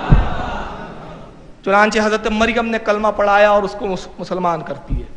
جب صبح ہوتی ہے، ہونے کے بعد یہ سر لے کے باہر نکلا پادری، اور ان کے قریب پہنچا، کہتا بدبختو، تمہاری عقلوں پہ ماتم، تمہاری عقلوں پہ افسوس، طف ہے تمہاری مسلمانی پر، نابکارو جس نبی کا کلمہ پڑھتے تھے اس کے نواسوں کے ساتھ یہ سلوک کیا۔ یہ سر اتنا مقدس ہے، یہ سر اتنا بلند ہے، اس سر کی عظمت و رفت کا یہ عالم ہے۔ قسم خدا کی سر کے صدقے میں مجھے اسلام بھی نصیب ہو گیا ہے، اور اسلام کے ساتھ ساتھ اپنے نبی کی والدہ کے دیدار سے بھی مشرف ہو گیا ہوں۔ جاؤ اپنی منوس دنیا کو، تمہاری یہ دنیا تمہیں مبارک ہو، مجھے نبی پاک کا دین مبارک ہو۔ اس کے بعد اس نے وہ درم و دینار نکالے اور ان کو نفرت کے ساتھ جتنے دینے کا وعدہ کیا تھا اس سے زیادہ دیا کہ دنیا تم ہی رکھو۔ اس کے بعد راوی کہتے ہیں کہ وہ بڑے خوش ہوئے۔ ہونے کے بعد جب آگے بڑھے، ایک مقام پہ رکے اور آپس میں تقسیم کرنے کے لیے جب درم و دینار کی انہوں نے پوٹلیاں کھولی تو راوی کہتا ہے کہ وہ سب کی سب مٹی کی ہو چکی تھی، نہ دنیا ملی اور آخرت بھی تباہ ہو گئی۔ یہیں پر ہی حضرت امام علامہ دمیری رحمۃ اللہ تعالیٰ علیہ، امام طبری رحمۃ اللہ تعالیٰ علیہ، اور حضرت امام ابن اسیر رحمۃ اللہ تعالیٰ علیہ، اور یہاں تک کہ ابن کثیر جس کو اہل حدیث غیر مقلدین سب سے زیادہ مانتے ہیں، ابن کثیر نے اپنی کتاب البدایہ والنہایہ کے اندر تمام متفقہ طور پر مورخین اور محدثین نے بات تحریر کی کہ جب یہ جانے لگے تو ان کی نظر گرجا کے دیوار پہ پڑتی ہے، تو انہوں نے دیکھا۔ علامہ دمیری کہتے ہیں کہ قدرت الہی سے دو روایتیں یہاں آئی ہے کہ ایک روایت علامہ دمیری حیات الحیوان ان کی کتاب ہے، 2 جلدوں میں آتی ہے، اس میں فرماتے ہیں کہ ایک قلم لوہے کا آسمان سے نمودار ہوا اور اس نے دیوار پہ لکھنا شروع کیا، اور جب ان بدبختوں نے پڑھا تو رونے دھونے لگے، آپس میں افسوس کرنے لگے۔ اور ایک روایت یہ ہے کہ وہ شعر پہلے سے لکھا ہوا تھا اور اس سے خون کے قطرے ٹپک رہے تھے۔ شعر کیا تھے؟ آترجو امتا قتلتا حسینہ شفاعتی جدہی یوم الحسابی، کیا امت حسین کو قتل کر کے اس گمان میں ہے کہ ان کے نانا کی شفاعت کی وہ حقدار بن جائیں گی؟ جملہ استفہامیہ بولتے ہیں اس کو عربی زبان میں، مطلب شفاعت کی حقدار ہرگز نہیں بنیں گی۔ استفہامیہ انداز میں کہا جا رہا ہے، کیا اس گمان میں ہو، اس گھمنڈ میں ہو بدبختو کہ تم نواس رسول کو شہید کر دو گے اور نانا کی شفاعت تمہیں مل جائیں گی؟ مطلب یہ کہ ہرگز نہیں ملیں گی، دنیا بھی رسوا ہو جاؤں گے، آخرت بھی تباہ ہو جائیں گی، شفاعت کو تم کو کوئی حصہ تمہیں میسر نہ آئے گا۔ انہوں نے پادری سے کہا پادری یہ شعر کیسا ہے اور یہ شعر کب سے لکھا ہوا ہے، اس سے خون کیسے ٹپک رہا ہے؟ تو پادری کہتا ہے کہ آج اس شعر کی حقیقت مجھے معلوم ہوئی، اس شعر کو تو میں اپنے بچپنوں سے پڑھتے آ رہا ہوں، اور میرا باپ اور میرا دادا کہا کرتے تھے کہ یہ 600 سال تمہارے نبی کے پیدا ہونے سے پہلے اس کا لکھا ہوا ہے اور ہم نہیں جانتے کب سے لکھا ہوا ہے، مگر آج جب تم نے سر حسین لایا، آج اس شعر کی تشریح ہو گئی، آج اس شعر کی حقیقت عیاں ہو گئی، آج میں نے جان لیا کہ حسین کون ہے، ان کے نانا کون ہے، اور میں اس بات پر خوشی سے پھولے نہیں سما رہا ہوں کہ اس سر کے نانا کی شفاعت لی میرے لیے میسر آ گئی اور بدبختو تم محروم کر دیے گئے۔ میں یہاں کہنا یہ چاہتا ہوں، لوگ رسول اللہ کے علم غیب پر شبہ کرتے ہیں، لوگ رسول اللہ کے علم غیب کو ماننے کے لیے تیار نہیں، مگر یہاں دیکھیے اللہ تعالیٰ نے اس خبر کو جو 600 سال کے بعد آنے والی ہے، 600 سال پہلے ہی اس کو ثبت فرما دیا ہے، اس کو دیوار پہ تحریر فرما دیا گیا ہے۔ اب یہ کون سا غیب ہے کہ یہ عیسائی تو جان جائے، یہ بدبخت تو جان جائے، نبی نہ جانے؟ یہ ہو ہی نہیں سکتا۔ نبی تو ہر چیز جانتے ہیں، نبی کے سامنے کوئی چھپا نہیں ہے۔ شرح زرقانی میں اللہ حضرت علامہ عبدالباقی زرقانی فرماتے کہ رسول اللہ ایک فرماتے میں پوری کائنات کو، دنیا نہیں فرمایا، کائنات میں جنت، دوزخ، آسمان، تحت الثری سب آ گئے، میں پوری کائنات کو ایسے دیکھتا ہوں جیسے میں اپنی ہتھیلی کو دیکھتا ہوں۔ اور سرکار غوث اعظم فرماتے ہیں نظر تو الی بلاد اللہ جمع قہر دلالتین اللہ حکم اتصالی، میں اللہ کے شہروں کو ایسے دیکھتا ہوں جیسے اپنے ہتھیلی میں رائی کا دانہ دیکھتا ہوں۔ اور اللہ حکم اتصالی جو عربی سے تھوڑا سا شگف رکھتے ہیں تو اس جملے کی گہرائی سمجھے، اللہ حکم اتصالی، یہ حکم ہمیشگی کے لیے، ایسا نہیں ہے کہ ایک لمحے دیکھتا ہوں دوسرے لمحے دنیا گم ہو جاتی ہے، نہیں، ہر لمحے ہر سیکنڈ میں دنیا کو ایسے ہی دیکھتا ہوں، کوئی لمحہ ایسا نہیں کہ میری نگاہوں سے دنیا پوشیدہ ہو۔ تو یہ تو غوث اعظم کا حال ہے، نبی پاک کا حال ہے۔ یہ بدبخت وہاں سے آگے بڑھتے ہیں اور وہ جو سکے ان کے پانی اور مٹی ہو گئے تھے اس پر افسوس کرتے ہیں۔ پھر ایک مقام پہ پہنچے، کچھ دن سفر کیا، پانی ختم ہو گیا۔ عمرو بن سعد کے پاس سپاہی آتے، کہتے امیر ہماری مسجدوں سے پانی ختم ہو چکا ہے، پیاس سے ہم تڑپ رہے ہیں، پانی پینے کے لیے کچھ بھی نہیں، وضو کرنا تو بہت دور کی بات ہے، لیکن حالت یہ ہے کہ اب پانی کے لیے قطرہ بھی نہیں۔ عمرو بن سعد نے حکم دیا کہ یہیں خیمے نصب کر دو اور تم میں سے چند گھوڑ سوار جائیں اور جانے کے بعد پانی کو تلاش کریں۔ چنانچہ ان بدبختوں نے وہاں خیمے نصب کر دیے، ریگستان کا علاقہ، انہوں نے اپنے لیے خیمے لگائے مگر شہزادی کونین کی شہزادیوں کے لیے کوئی خیمہ نہیں نصب کیا گیا، تپتی ہوئی ریت میں ان کو بٹھا دیا گیا۔ اس تپش کے عالم میں جب حضرت سکینہ برداشت نہ کر سکی، تڑپنے لگی، تو وہ اٹھتی ہے اور کسی سائے کی تلاش میں حضرت سکینہ نکلتی ہے۔ ادھر سب اہل بیت نبوت اپنے غم اور تکلیف اور حادثہ کربلا کے افسوس میں مگن ہے، کسی کی توجہ نہیں تھی کہ جناب سکینہ کب اٹھ کے چلے گئی۔ حضرت سکینہ امام علی مقام کی شہزادی اٹھنے کے بعد سایہ تلاش کرتے کرتے بہت دور نکل گئی، تو کچھ دور پر ایک کھجور کا درخت نظر آیا، دیکھا کہ وہاں سب پتے ہیں اس کے پھیلے ہوئے، کچھ سایہ ہے، اس سائے میں آپ تشریف رکھتی ہیں۔ ادھر عمرو بن سعد کے بدبخت نابیکار سپاہی گھوڑے پہ سوار ہوئے، پانی کی تلاش میں نکلے، پانی لے کر آئے۔ جب بہت دیر کے بعد آنے کے بعد شام ڈھل چکی تھی، سورج غروب کی طرف بڑھ رہا تھا، عصر کا وقت قریب ہو گیا تھا، تو عمرو بن سعد نے کہا کہ اپنے قافلے کو اٹھاؤ اور عشاء تک ہمیں سفر کرنا ہے، اس کے بعد پھر جب رات ہوں گی تو ہم قیام کریں گے۔ چنانچہ قافلے کے خیمے سمیٹے گئے، سامان اسباب کو اونٹ پہ بار کیا گیا، اہل بیت کی نبوت کی شہزادیوں کو پھر ننگی اونٹوں کی پیٹھ پہ بٹھا دیا گیا اور اس کے بعد اونٹوں کو اٹھایا گیا۔ خولی ابن یزید نے سر حسین کو نیزے پہ جو رکھا ہوا تھا اس کے 2 محافظ سپاہیوں کو دے دیا تھا کہ کچھ دور تم لے کے چلو، کچھ دور میں پکڑ کے چلوں گا، ظاہر ایک آدمی اتنی دور نہیں لے جا سکتا۔ ان سپاہیوں کا بیان ہے کہ جب ہم سر حسین کے قریب آئے اور وہ نیزہ ریت میں ہم نے گاڑ دیا تھا، اب آپ اندازہ لگائیے ریت میں کوئی چیز گاڑی جائے تو کتنی مضبوط سے گڑی ہوگی، کچھ بھی نہیں، ایسا آدمی ایک ہاتھ میں اٹھا لے۔ ایک سپاہی آگے بڑھتا ہے، جانے کے بعد نیزہ اس نے پکڑا اور اٹھایا تو نیزہ باہر نہیں نکلا، بڑا متعجب ہوا، اس نے کہا آخر نیزہ کیسے پھنس گیا زمین میں، یہ تو ریتیلا علاقہ ہے، زمین نہیں ہے، ریت ہے۔ دوسرا ہاتھ لگایا، طاقت لگائی، نیزہ باہر نہیں نکلا، نیزے پہ سر حسین رکھا ہوا ہے۔ اس کے ساتھی نے کہا کیا مذاق کر رہا ہے، نیزے کو اکھاڑ زمین سے اور آگے بڑھ۔ کہا بدبخت یہ تو ہل بھی نہیں رہا ہے، تجھ میں اگر طاقت و قوت ہے تو نکال کے بتا۔ उसने भी एक हाथ से उठाने की कोशिश की, नहीं निकला नेजा, दोनों हाथ लगाए, नहीं निकला। कहा यार वाकई तू सही कहता है, क्या बात है कि नेजे को आखिर किसने जकड़ लिया है, किसने पकड़ लिया है? ये तो रेतीला इलाका है, पास की रेत हटा, नेजा जाहिर होगा, खुद हटेगा। दोनों बरबक रेत के करीब जाते हैं, उसके बाद जैसे जैसे रेत हटाते हैं नेजे की इंतहा समझ में ही नहीं आती, नेजा जमीन के अंदर अल्लाह जाने कहां धंसा हुआ है। बड़े मुताज्जिब है कि नेजा इतना लंबा कैसे हो गया। हम रेत हटाते हैं मगर नेजे का कोई सिरा नजर नहीं आता। फिर ताकत लगाई इन्होंने, मगर निकालना तो दूर की बात, हिल भी नहीं रहा है। तभी अमर इब्न साद इस मंजर को देख रहा था, कहा बदबख्त तो क्या कर रहे हो, ताखिर हो रही है, एक नेजा तुमसे निकाला नहीं जा रहा है, ताकत लगाओ निकालो। उन्होंने कहा अमीर ये नेजा निकलना तो बहुत दूर की बात है, हमारी निगाहों के सामने अजीब वाकया है, नेजा जमीन से निकलने के लिए तैयार नहीं है। उसने कहा क्या मजाक करते हो? फिर चंद सिपाहियों को इशारा करता है, इन बदबख्तों को हटाओ, तुम बढ़ो नेजा हटाओ। चंद सिपाही बड़े, नेजे को पकड़ा, निकालना चाहते थे मगर नेजा हिलने के लिए तैयार नहीं है। फिर मजीद सिपाही बड़े, फिर नेजे को खींचना चाहा, नहीं निकाल सके।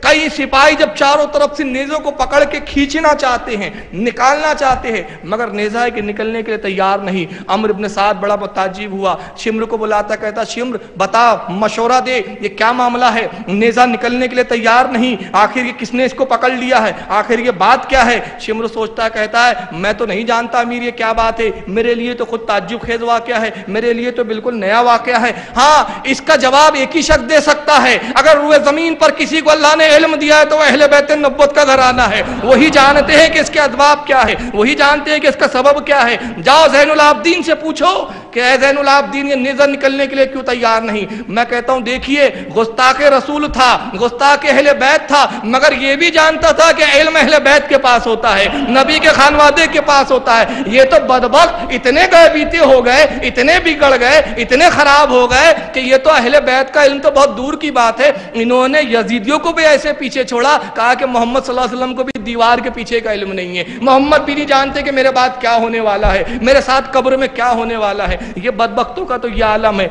मगर शिम्र गुस्ताखे अहले बैत था, मगर वो भी जान रहा है कि इल्म अहले बैत के पास है। एक सिपाही आगे आया, हजरत इमाम ज़ैनुल आबदीन ऊंट पर सवार हो चुके थे। कहता है ज़ैनुल आबदीन ठहरो, एक सवाल एक मसला पूछना है। फरमाया पूछ, क्या पूछना है? कहा कि ज़ैनुल आबदीन सर हुसैन जिस नेज़े पर है वो निकलने के लिए तैयार नहीं है, जमीन में धंस गया है रेत में, बता सकते हो आखिर ऐसा क्या हो गया, क्या वजह है, क्या सबब है? इमाम ज़ैनुल आबदीन ने जैसे सुना ऊंट से जमीन पर गिरते हैं, अपनी फूफी ज़ैनब की तरफ दौड़ते हैं, उनके ऊंट के करीब आए और फूफी से पहला जुमला फरमाते, फूफी जान अहले बैत में से कोई पीछे तो नहीं रह गया है? जरा आवाज तो दीजिए, गिनती तो कीजिए, नाम तो पुकारिए, अहले बैत में से कोई रह गया है जिसको हम छोड़ कर जा रहे हैं। हजरत ज़ैनब ने आवाज दी बच्चों को, और जब बच्चों को आवाज देना शुरू की हर बच्चे ने लब्बैक कहा, खवातीन को आवाज दी, खवातीन ने लब्बैक कहा, मगर जब सकीना का नाम पुकारा तो कोई जवाब ना आया, फिर पुकारा है सकीना, जवाब ना आया, फिर पुकारा है सकीना, जवाब नहीं आया। बेचैन हो गई जनाबे ज़ैनब, और ज़ैनब बेचैन होने के बाद एक सिम भागती है, तलाश करने निकलती है। दौड़ते हुए जब बेचैनी में गई, हाय सकीना तुम कहां रह गई हो, हाय सकीना हमने तुम्हें कहां खो दिया, अभी तो हमने तेरे बाबा को खोया है, अभी तो हमने अपने शहजादों को खोया है, क्या हमने तुझे भी खो दिया? ये सदाएं लगाती हुई हजरत ज़ैनब जब आती है तो एक मंजर देखती है कि शाम ढल चुकी है, अंधेरा है, एक बुरके में नकाब पोश खातून है, बुरका ओढ़े हुए है, लेटी बैठी हुई है, और वो दलक के टेक लगा के हैं, और हजरत सकीना उसके जानू पे सर रखी हुई है। वो खातून उनके बालों को सहलाती है, पुचकारती है, गालों को बोसा देती है, और सकीना अपनी तोतली जबान में वाक़यात करबला बयान कर रही है। बताती है कि मेरे बाबा का कत्ल ऐसा किया गया था, भाई कासम को ऐसे मारा गया था, अली अकबर को ऐसे मारा गया था, अली असगर के गले में ऐसे तीर पेवस्त किए गए थे। एक एक दास्तान रो रो के सुना रही है। वो बीबी भी रोती है। जनाब ज़ैनब जाती है, अर्ज करती है बीबी अल्लाह आपको अच्छा रखे, आपने मेरी बेटी की हिफाजत किया, आपने मेरी बेटी का तहफ़्फ़ुज़ किया, इस वीराने में अगर आप ना मिलती तो न जाने सकीना कहाँ निकल जाती। उस खातून ने अपने चेहरे से नकाब हटाया, कहा बेटी ज़ैनब मुझे पहचाना नहीं, मैं तेरी माँ फातिमा हूं। और उसके बाद हजरत ज़ैनब ने जैसी सुना, दस्तबोसी के लिए आगे बढ़ना चाहती थी कि खातून जन्नत गायब हो जाती है। उलमा फरमाती है खातून जन्नत की अरवाह तैयबा थी जो मुजस्सम होकर उस मैदान में जाहिर हुई थी। اور اس کے بعد راوی کہتے ہیں کہ ایسا کوئی لمحہ نہیں تھا کربلا سے لے کر دمشق تک کہ ساتھ میں خاتون جنت کی روح نہ ہو اور رسول اللہ کی روح طیبہ نہ سفر کر رہی. اندازہ لگائیے کیا گزر رہی ہوں گی ان لوگوں پر, کیا بیت رہی ہوں گی نبی پر, کتنا کرب ہو رہا ہوں گا نبی کو, کتنی تڑپ رہی ہوں گی فاطمہ ان سب منظروں کو دیکھ کر. جب حضرت سکینہ واپس آئی سر حسین ایسے نکلا جیسے دھسا ہی نہ تھا. یہ مردود آگے بڑھے, دمشق کے شہر میں جب داخل ہونے لگے, عمرو بن سعد نے قاصد کو بھیج کے اندر روانہ کیا یزید کے پاس. امیر ہم قریب آ چکے ہیں, کیا حکم ہے ہمارے لیے؟ یزید پیغام بھیجتا ہے. یزید نے پیغام دیا قاصد کو کہ عمرو بن سعد کو کہنا کہ قلعے اندر داخل نہ ہو, شہر کے باہر پڑاؤ کر, جب میرا حکم پہنچے تب اندر آنا. اور اس سے کہنا کہ تجھے روکا اس لیے جا رہا ہے کہ جب تک شہر سج نہ جائے, شہر کو سجا نہ لیا جائے, جشن کا ماحول نہ بنا دیا جائے, تجھے شہر میں آنے کی اجازت نہیں. یہ قاصد عمرو بن سعد کے پاس یہ پیغام لے کے پہنچا. عمرو نے وہیں پر ہی خیمے نصب کر دیے شہر کے باہر, اور ادھر یزید نے حکم دیا کہ دمشق کے شہر کو خوب سجایا جائے, جگہ جگہ شہنائیاں بجائی جائے, ڈھول بجائے جائیں, ہر گھر میں جشن کا ماحول ہونا چاہیے, گھروں میں چراغا کیا جائے. چنانچہ دمشق کا ایسا کوئی گھر نہیں تھا کہ جہاں پہ جشن چراغا نہ ہو, جہاں شہر کو سجایا نہ گیا ہو, جہاں خوشی کا ماحول نہ ہو. مگر چند مخصوص گھر تھے جو اہل بیت کے دل میں محبت رکھتے تھے, بڑی قلیل تعداد تھی, مختصر تعداد تھی, وہی گھر تھے جو ماتم قدا بنے ہوئے تھے. 3 تک اہل بیت نبوت کے اس خانوادے کو, ان خاندان کو قلعے کے باہر رکھا گیا, کھلے آسمان کے نیچے, صرف اس لیے کہ وہ منحوس اور خبیث شہر دمشق سجا دیا جائے تاکہ اہل بیت نبوت کی خواتین کا وہاں تماشا کیا جا سکے. 3 دن کے بعد جب شہر پوری طرح سج چکا تو یزید کا پیغام آتا ہے, عمرو کچھ میرے سپاہی تیرے ساتھ آ رہے, وہ تجھے بتائیں گے کہ شہر میں تجھے کیسے داخل ہونا ہے. عام لشکر کی طرح داخل نہ ہونا, بلکہ اس طرح داخل ہونا جیسے ایک فتح یاب ایک بہت بڑے مارکے اور جنگ کو جیت کر آتا ہے, ایک جلوس کی شکل میں. یزید کے اور سپاہی دمشق سے آتے ہیں, یہ بہت بڑی تعداد ہو گئی. حضرت امام ابو اسحاق اسفرانی رحمۃ اللہ تعالی علیہ فرماتے ہیں کہ یزید نے تقریباً 120 علم بھیجے, 120 علم اس نے روانہ کیے, اور حکم دیا کہ ہر علم بردار کے ساتھ 500 لوگوں کا قافلہ ہو. اس طرح اگر آپ 500 کو 120 سے ضرب دیں گے تو غالباً 60,000 کچھ ہوتے ہیں. اس بڑے قافلے کے ساتھ دمشق میں داخل ہوتے ہیں. اور جب داخل ہوئے تو اہل بیت نبوت کی خاتونوں کے سروں پر اب بھی پردے نہیں تھے, اب بھی بے پردگی کے عالم میں ان کو دمشق میں گھمایا جا رہا تھا. ساتھ میں کچھ نابکار ڈھول اور شہنائیاں بجاتے ہوئے چلتے تھے. سر حسین آگے آگے تھا, پیچھے خواتین کا قافلہ تھا, اس کے پیچھے زین العابدین تھے, زنجیروں میں جکڑے ہوئے تھے. منادی اعلان کرتا تھا, لوگوں یہ یزید کے باغی ہے, ان کو دیکھو اور عبرت حاصل کرو کہ جو یزید کے خلاف کھڑا ہوا اس کا یزید امیر المومنین نے کیا حشر کیا ہے. اس طرح یہ قافلہ بڑھتا رہا. بہت سارے بیچ میں کچھ واقعات رونما ہوئے. اسی شہر دمشق کے اندر سہیل ابن سعد رضی اللہ تعالیٰ عنہ, جلیل و قدر صحابی رسول ہے, تجارت کے لیے گھر سے آئے ہوئے تھے. جب انہوں نے جشن کا ماحول دیکھا دمشق میں تو انہوں نے پوچھا کیا بات ہے, آج کوئی عید وغیرہ ہے کسی قوم کی؟ لوگوں نے کہا ہاں عید ہی تو ہے. کہا کون سی عید ہے, کس قوم کی عید ہے؟ مسلمانوں کی تو کوئی عید نہیں.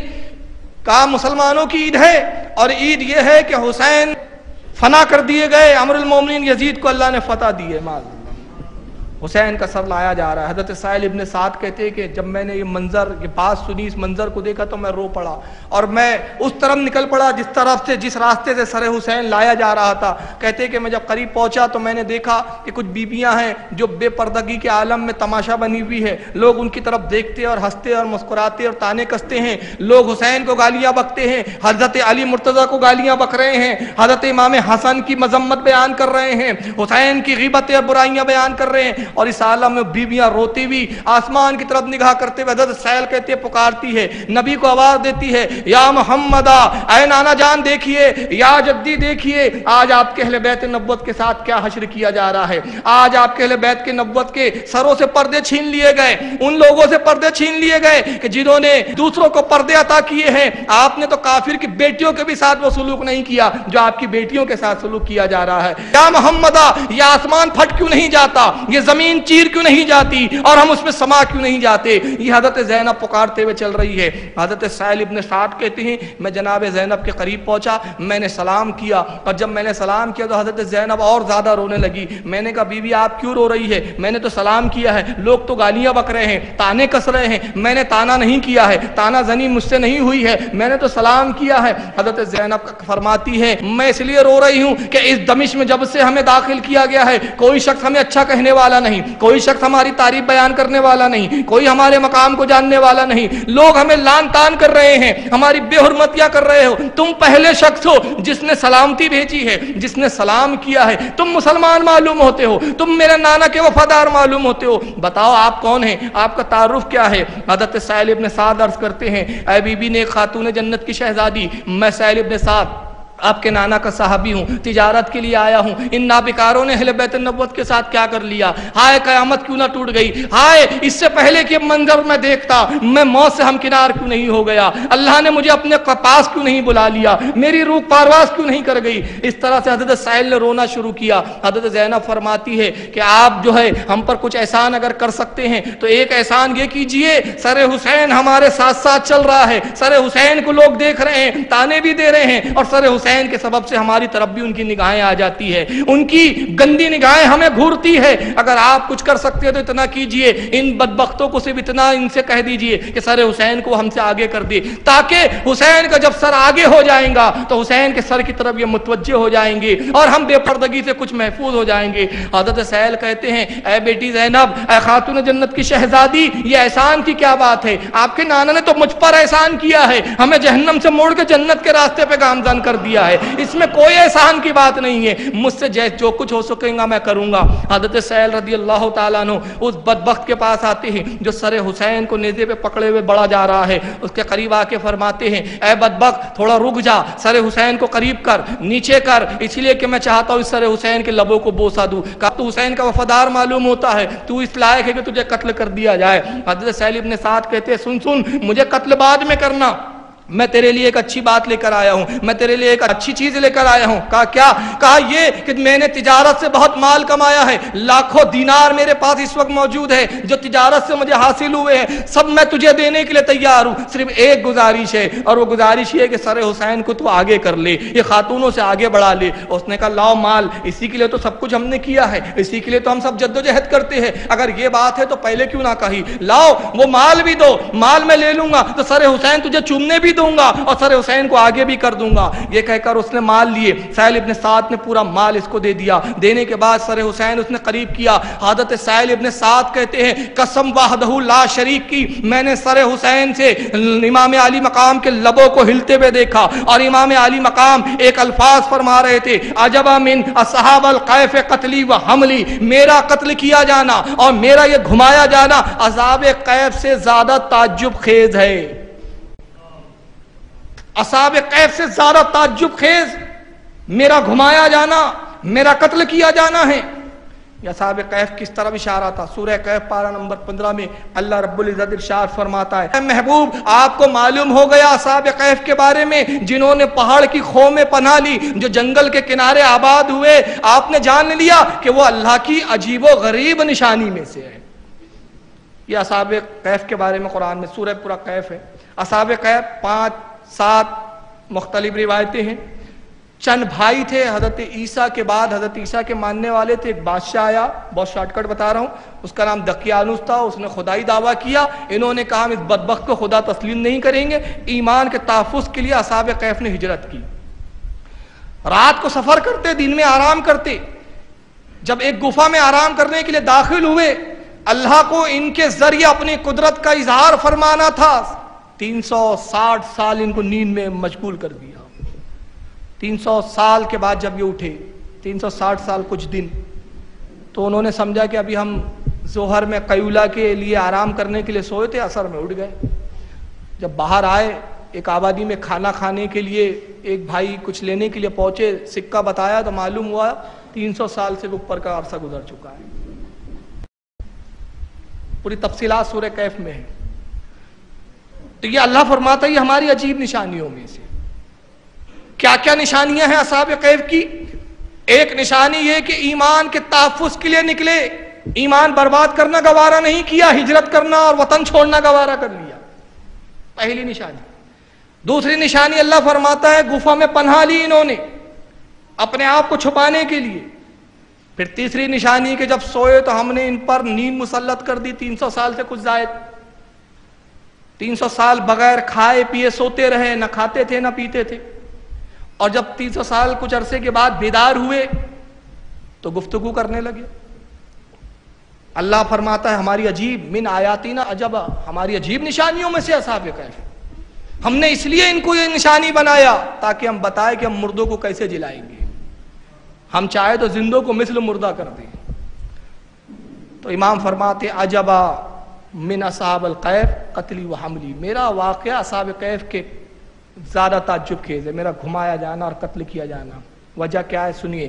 وجہ یہ ہے اصحاب کہف اپنا ایمان بچانے کے لیے نکلے، مگر امام علی مقام نے جو وطن چھوڑا اپنا ایمان کے لیے نہیں بلکہ امت مسلمہ کے ایمان بچانے کے لیے، قیامت تک کی امت کا ایمان بچانے کے لیے. اور دوسری چیز کہ جب اصحاب کہف آئے تو گفا میں پناہ لی اپنی تحفظ کے لیے، اپنے آپ کو بچانے کے لیے، مگر امام علی مقام امت کو بچانے کے لیے کسی گفا میں نہیں گئے، بچانے کے لیے کسی گفا میں نہیں گئے بلکہ میدان عمل میں آئے، میدان میں تشریف لائے. اصحاب کہف نکلے تو اہل و عیال نہیں تھے، بچے نہیں تھے، بوڑھے نہیں تھے، عورتیں نہیں تھی، تنہا تھے.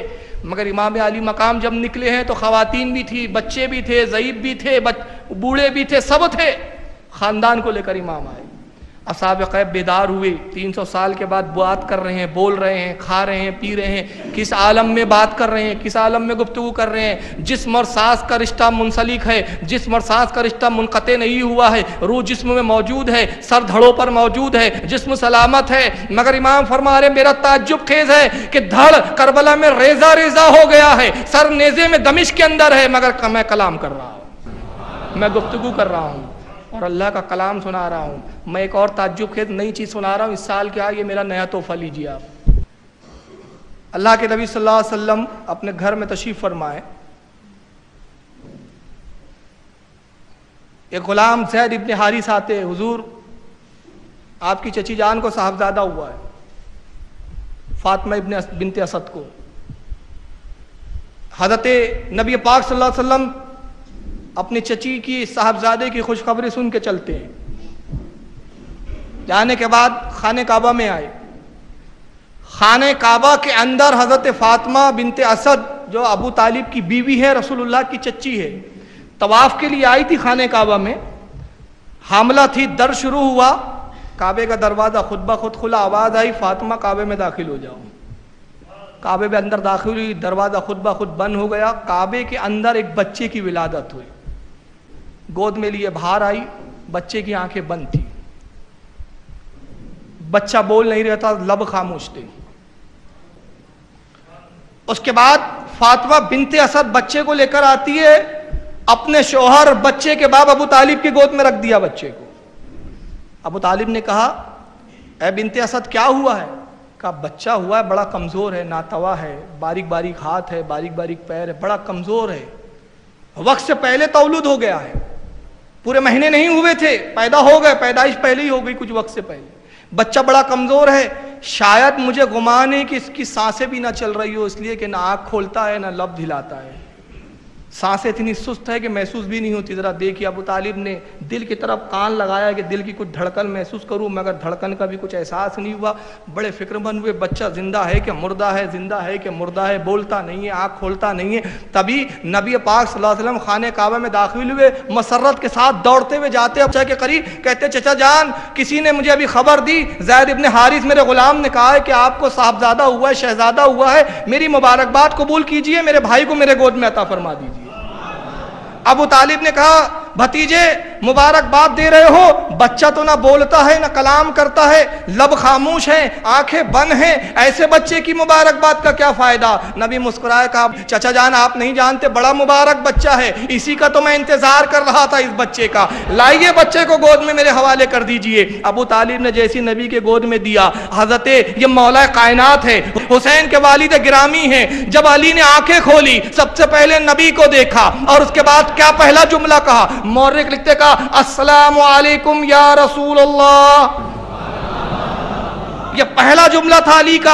शीर खारगी के आलम में ताज्जुब न करना, इसलिए कि सूरह यूसुफ में एक बच्चे का कुरान में अल्लाह ने जिक्र किया है, जिसने पालने में बोला था अगर वो हजरत यूसुफ के जमाने का वली बच्चा है तो ये नबी के जमाने का, नबी का भाई है, ये वलियों का सरदार है। और इसने सलाम किया बच्चे ने, और सलाम करने के बाद दूसरा जुमला कहता है, अल्लाह के नबी फरमाते अली तेरा दुनिया में आना मुबारक हो, तो अली ने दूसरा जुमला कहा, क्या कहा, या रसूलुल्लाह मुझे आपकी रफाकत मुबारक हो, आपका साथ मुबारक हो, आपका साथ रहना मुझे मुबारक हो, आपकी मोहब्बत मुबारक हो, आपकी उल्फत मुबारक हो। अल्लाह के नबी दुनिया में मैंने कदम रखा है, आप पे सलाम भेजा, अब आप हुक्म फरमाइए, अगर आप हुक्म करे तो तौरेत पढ़कर सुनाऊं, आप हुक्म करे तो इंजील पढ़कर सुनाऊं, आप हुक्म करे तो ज़बूर पढ़कर सुनाऊं। नबी ने कहा ऐ अली सुना, तुझे जहां से सुनाना है ज़बूर सुना दे, जहां से तौरेत सुनाना है तौरेत सुना दे, जहां से इंजील सुनाना है इंजील सुना दे। चंद आयतें तौरेत की अली ने तिलावत की, चंद आयतें इंजील की तिलावत की, चंद आयतें ज़बूर की तिलावत की।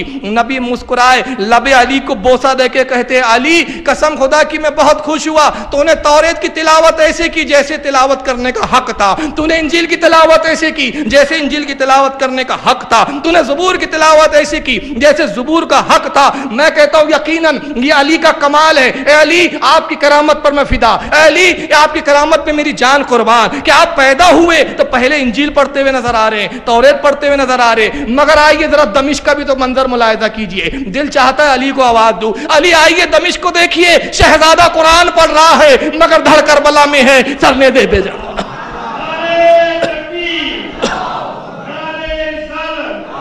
पैदा होने के बाद पढ़ना अली का कमाल, और नेज़े पे कुरान की तिलावत करना हुसैन का कमाल। और ये खानदान इतना बाकमाल है सुन्नियों, जितना रश करो कम है। क्यों जाते हो थाना भवन और गंगोहा, यहाँ तो सब शरीफ ही शरीफ है, बरेली शरीफ, कचौजा शरीफ, अजमेर शरीफ, मैंने कहा था ना सब शरीफ है, क्यों जाते हो देवबंद और गंगोहा। ये घराना इतना मुकद्दस है, एक पैदा होने वाला पैदा होता है इंजील और तौरेत सुनाते हुए आ रहा है, एक जो है सरे नेज़े पर तिलावत कर रहा है, और एक पैदा होने वाला इसी खानवादे का एक और बच्चा है। जब माँ ने उंगली पकड़कर 5 साल की उम्र में उस्ताद के करीब बिठाया और उस्ताद ने कहा पढ़ो बेटा बिस्मिल्लाहिर्रहमानिर्रहीम, तो उसने कहा अल्हम्दुलिल्लाहि रब्बिल आलमीन मालिकी यौमिद्दीन इय्याका नअब्दु व इय्याका नस्तईन। बच्चे ने पढ़ना शुरू किया, पढ़ता रहा, उस्ताद सुनता रहा, 14 पारा पढ़ लिए और फिर खामोश हो गया बच्चा। उस्ताद झूम के कहता है बेटा और पढ़ो और पढ़ो। कहा बस इतना ही जानता हूं, जब माँ के शिकम में था माँ तिलावत करती थी, सुन के याद कर लिया करता था। जब 14 पारे पढ़े माँ ने, मेरी विलादत हो गई, अगर मेरी विलादत ना होती तो पूरे कुरान का हाफिज होता। ऐ उस्ताद माँ के शिकम से 14 पढ़ के आ रहा हूं, बाकी के पढ़ाना आपका काम है। ये कौन बच्चा है, कौन है ये बच्चा? ये है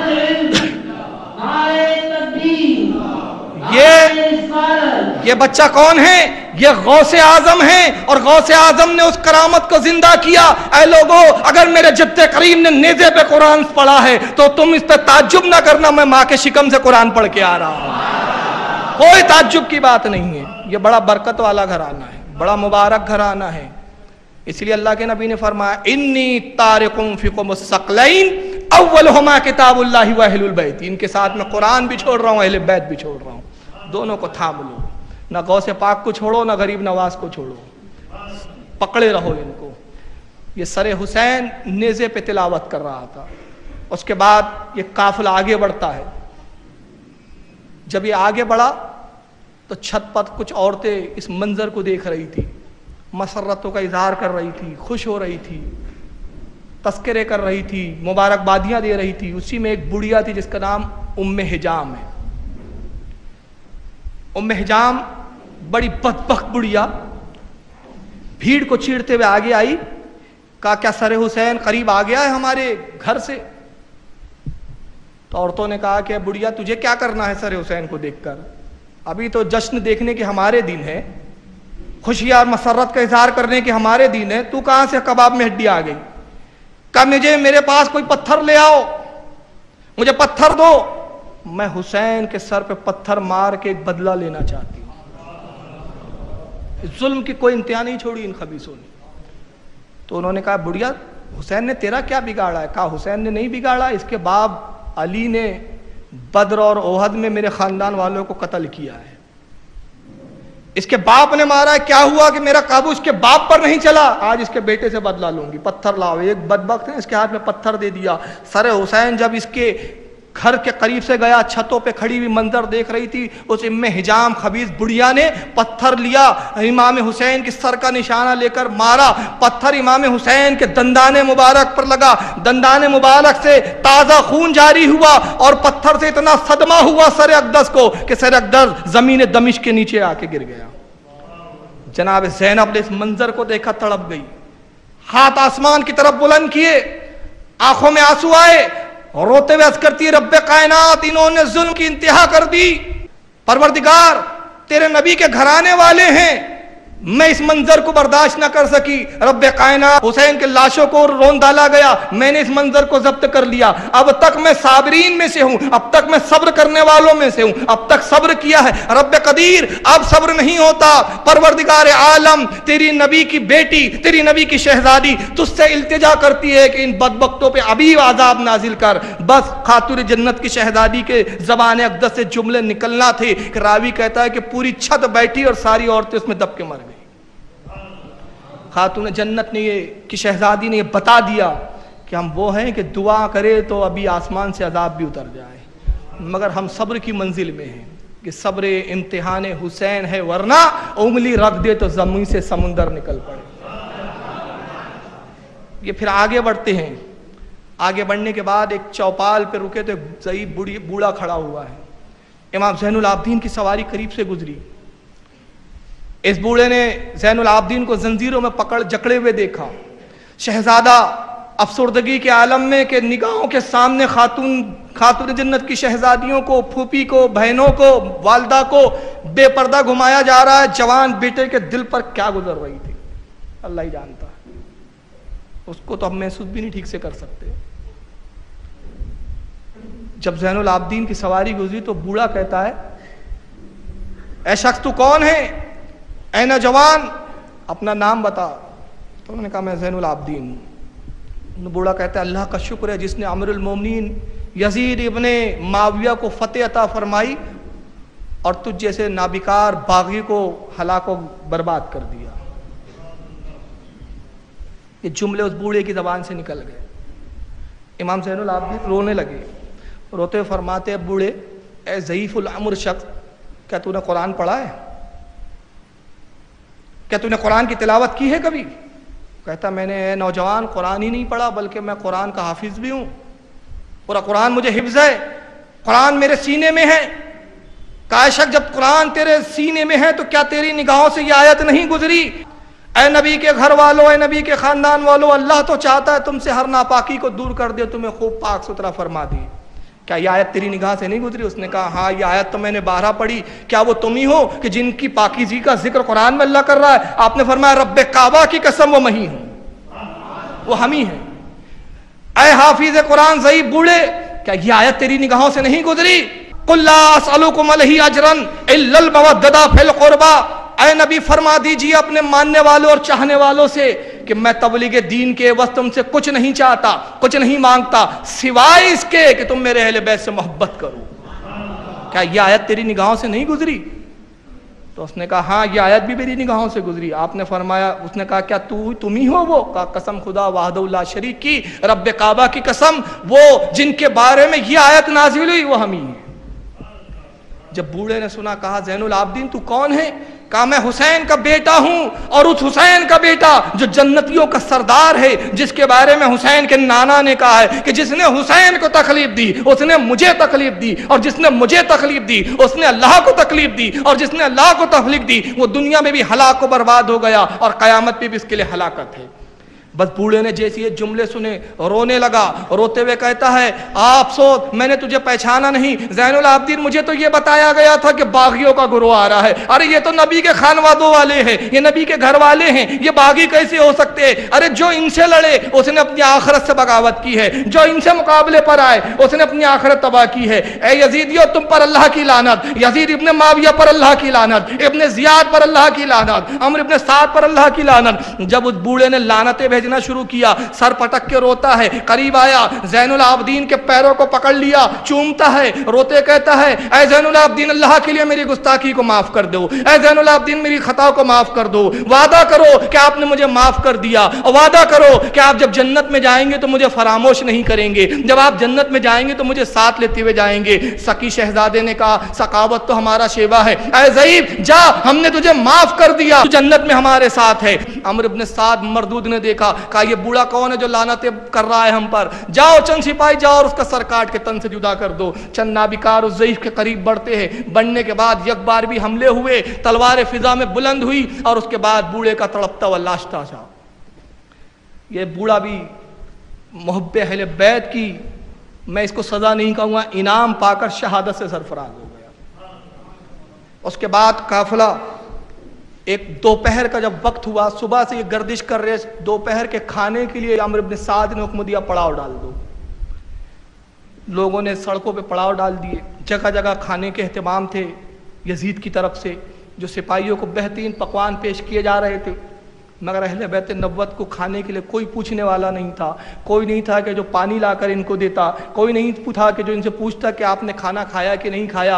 एक चबूतरा जो बीच दमिश्क के बाजार में था, उस चबूतरे पर खातून जन्नत की शहजादियों को बिठा दिया गया, ज़ैनुल आबिदीन को वहीं ऊँट से उतार कर बिठा दिया गया। ये ख़ानदान अहले बैत नबुव्वत के लोग बैठे हुए हैं और ये बदबक हंस के खा भी रहे हैं। शराब का दौर भी चल रहा है, शराब के जाम से जाम भी टकराए जा रहे हैं। इसी आलम में बैठे थे कि चंद बीबियाँ चंद कनीज़े कंधों पे थाल लिए हुए उस चबूतरे के करीब आती है और उन्होंने थाल से दस्तरखान हटाया, इनके सामने परोस दिया। जनाब ज़ैनब पूछती है ए कनीज़ों तुम कौन हो, ये खाना किसकी तरफ से है?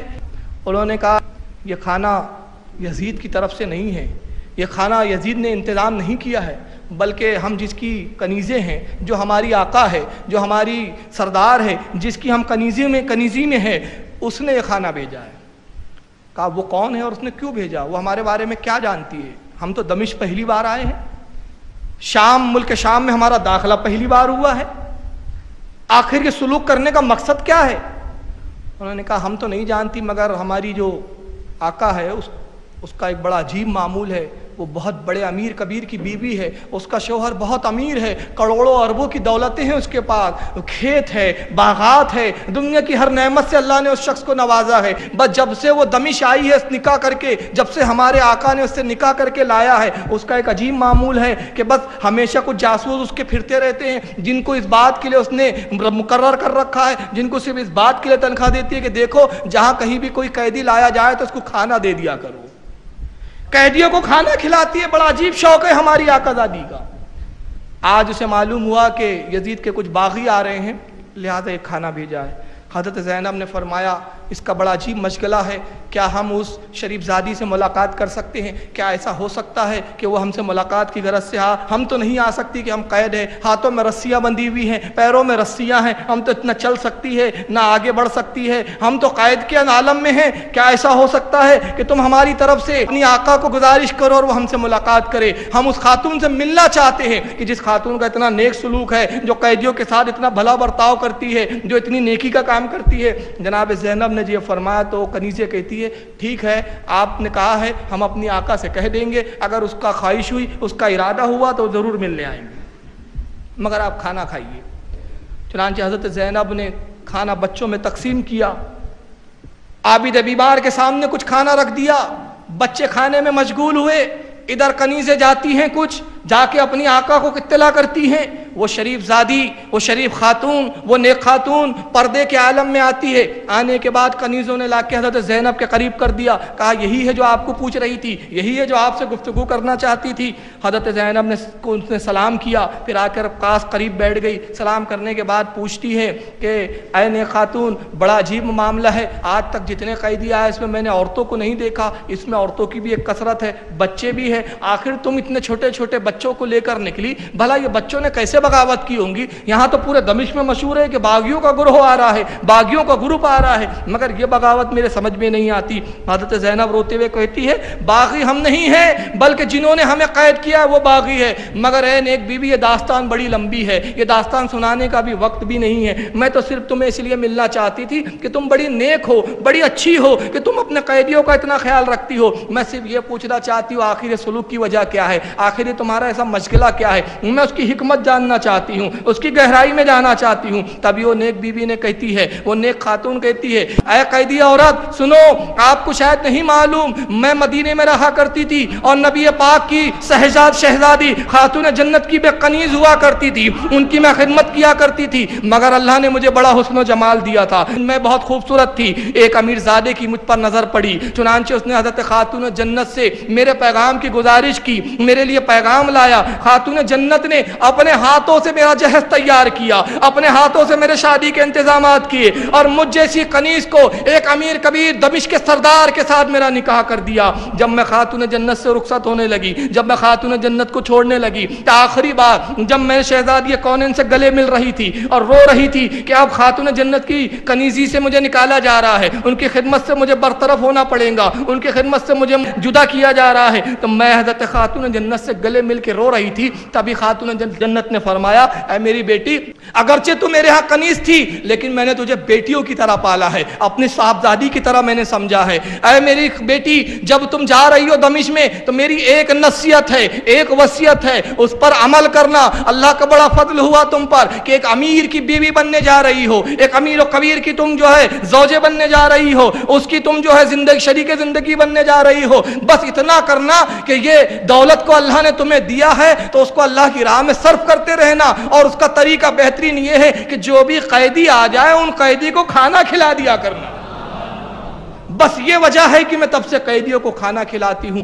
حضرت زینب نے جیسی سنا رونے لگتی ہے، اس لیے کہ جب ماں کی یہ وصیت یاد آئی، ماں کی یہ نصیحت یاد آئی، ماں کی یہ وصیت کرنا جو اس نے بیان کیا، روتے ہوئے کہتی ہے آج میں اس کی حکمت سمجھی. میری والدہ جانتی تھی کہ ان قافلے والوں میں، ان قیدیوں میں اس کے گھر بھی قیدی بن کر آئیں گے، اس کے خانوادے بھی قیدی بن کر آئیں گے. میری ماں نے، میری والدہ نے کب سے انتظام کر دیا. جب یہ جملے فرمائے تو نیک خاتون کہتی ہے اے نیک بیوی، آپ کس کی بات کر رہی ہے؟ کون آپ کی والدہ؟ کہا تم نے پہچانا نہیں؟ کہا نہیں میں کسی کو نہیں جانتی، لیکن ایک بات ہے کہ جب میں خاتون جنت کی خدمت تھی، ایک چھوٹی بچی ہوا کرتی تھی جن کو میں گود میں لے کے کھلایا کرتی تھی، جو ننھے شہزادے ہوا کرتے تھے جو میرے ارد گرد کھیلا کرتے تھے، میں ان کی خدمت کیا کرتی تھی، ان کے لباس تبدیل کر دیا کرتی تھی اور ان کو غسل دے دیا کرتی تھی. ایک عرصہ ہو گیا مدینے کو دیکھے ہوئے. آپ کون ہیں کہ فاطمہ زہرا کا نام سن کر، خاتون جنت کا نام سن کر رونے لگی. وہ کہتی ہے اے نیک بی بی جان، جو بچی تیرے گود میں کھیلا کرتی تھی وہ زینب میں ہوں. وہ بچے جو تیرے ارد گرد منڈلاتے تھے، ایک کو تو زہر دے کر شہید کر دیا گیا اور دوسرا شہزادہ وہ دیکھ اس کا سر نیزے کے اوپر ہے. جیسی اس خاتون نے اس منظر کو دیکھا، چیخ ماری، درد اور کرب کو برداشت نہ کر سکی، زمین پہ تڑپ گئی. اور جب کنیزیں دوڑ کے اس کو سہارا دینے کے لیے قریب پہنچتی ہے، دیکھا تو روح کف انصری سے پرواز کر چکی تھی. صدمے کو اس نے برداشت نہ کیا اور اہل بیت کی محبت میں یہ بھی قربان ہو گئی. شہداء کے قافلے میں اس کا بھی شمار ہو گیا. دمشق کی پوری گردش کرنے کے بعد، پورا گھمانے کے بعد، یہ قافلہ یزید کے دربار میں داخل ہوتا ہے. اور کس انداز میں داخل ہوا، شمر نے یہاں پر کیا چالاکی کی، کل انشاءاللہ اس پہ میں تفصیلی گفتگو کروں گا. اللہ تعالیٰ سے دعا ہے کہ مالک کائنات جو کچھ کہا اور سنا گیا اس پہ عمل کی توفیق عطا فرمائے. وما علینا الا البلاغ المبین.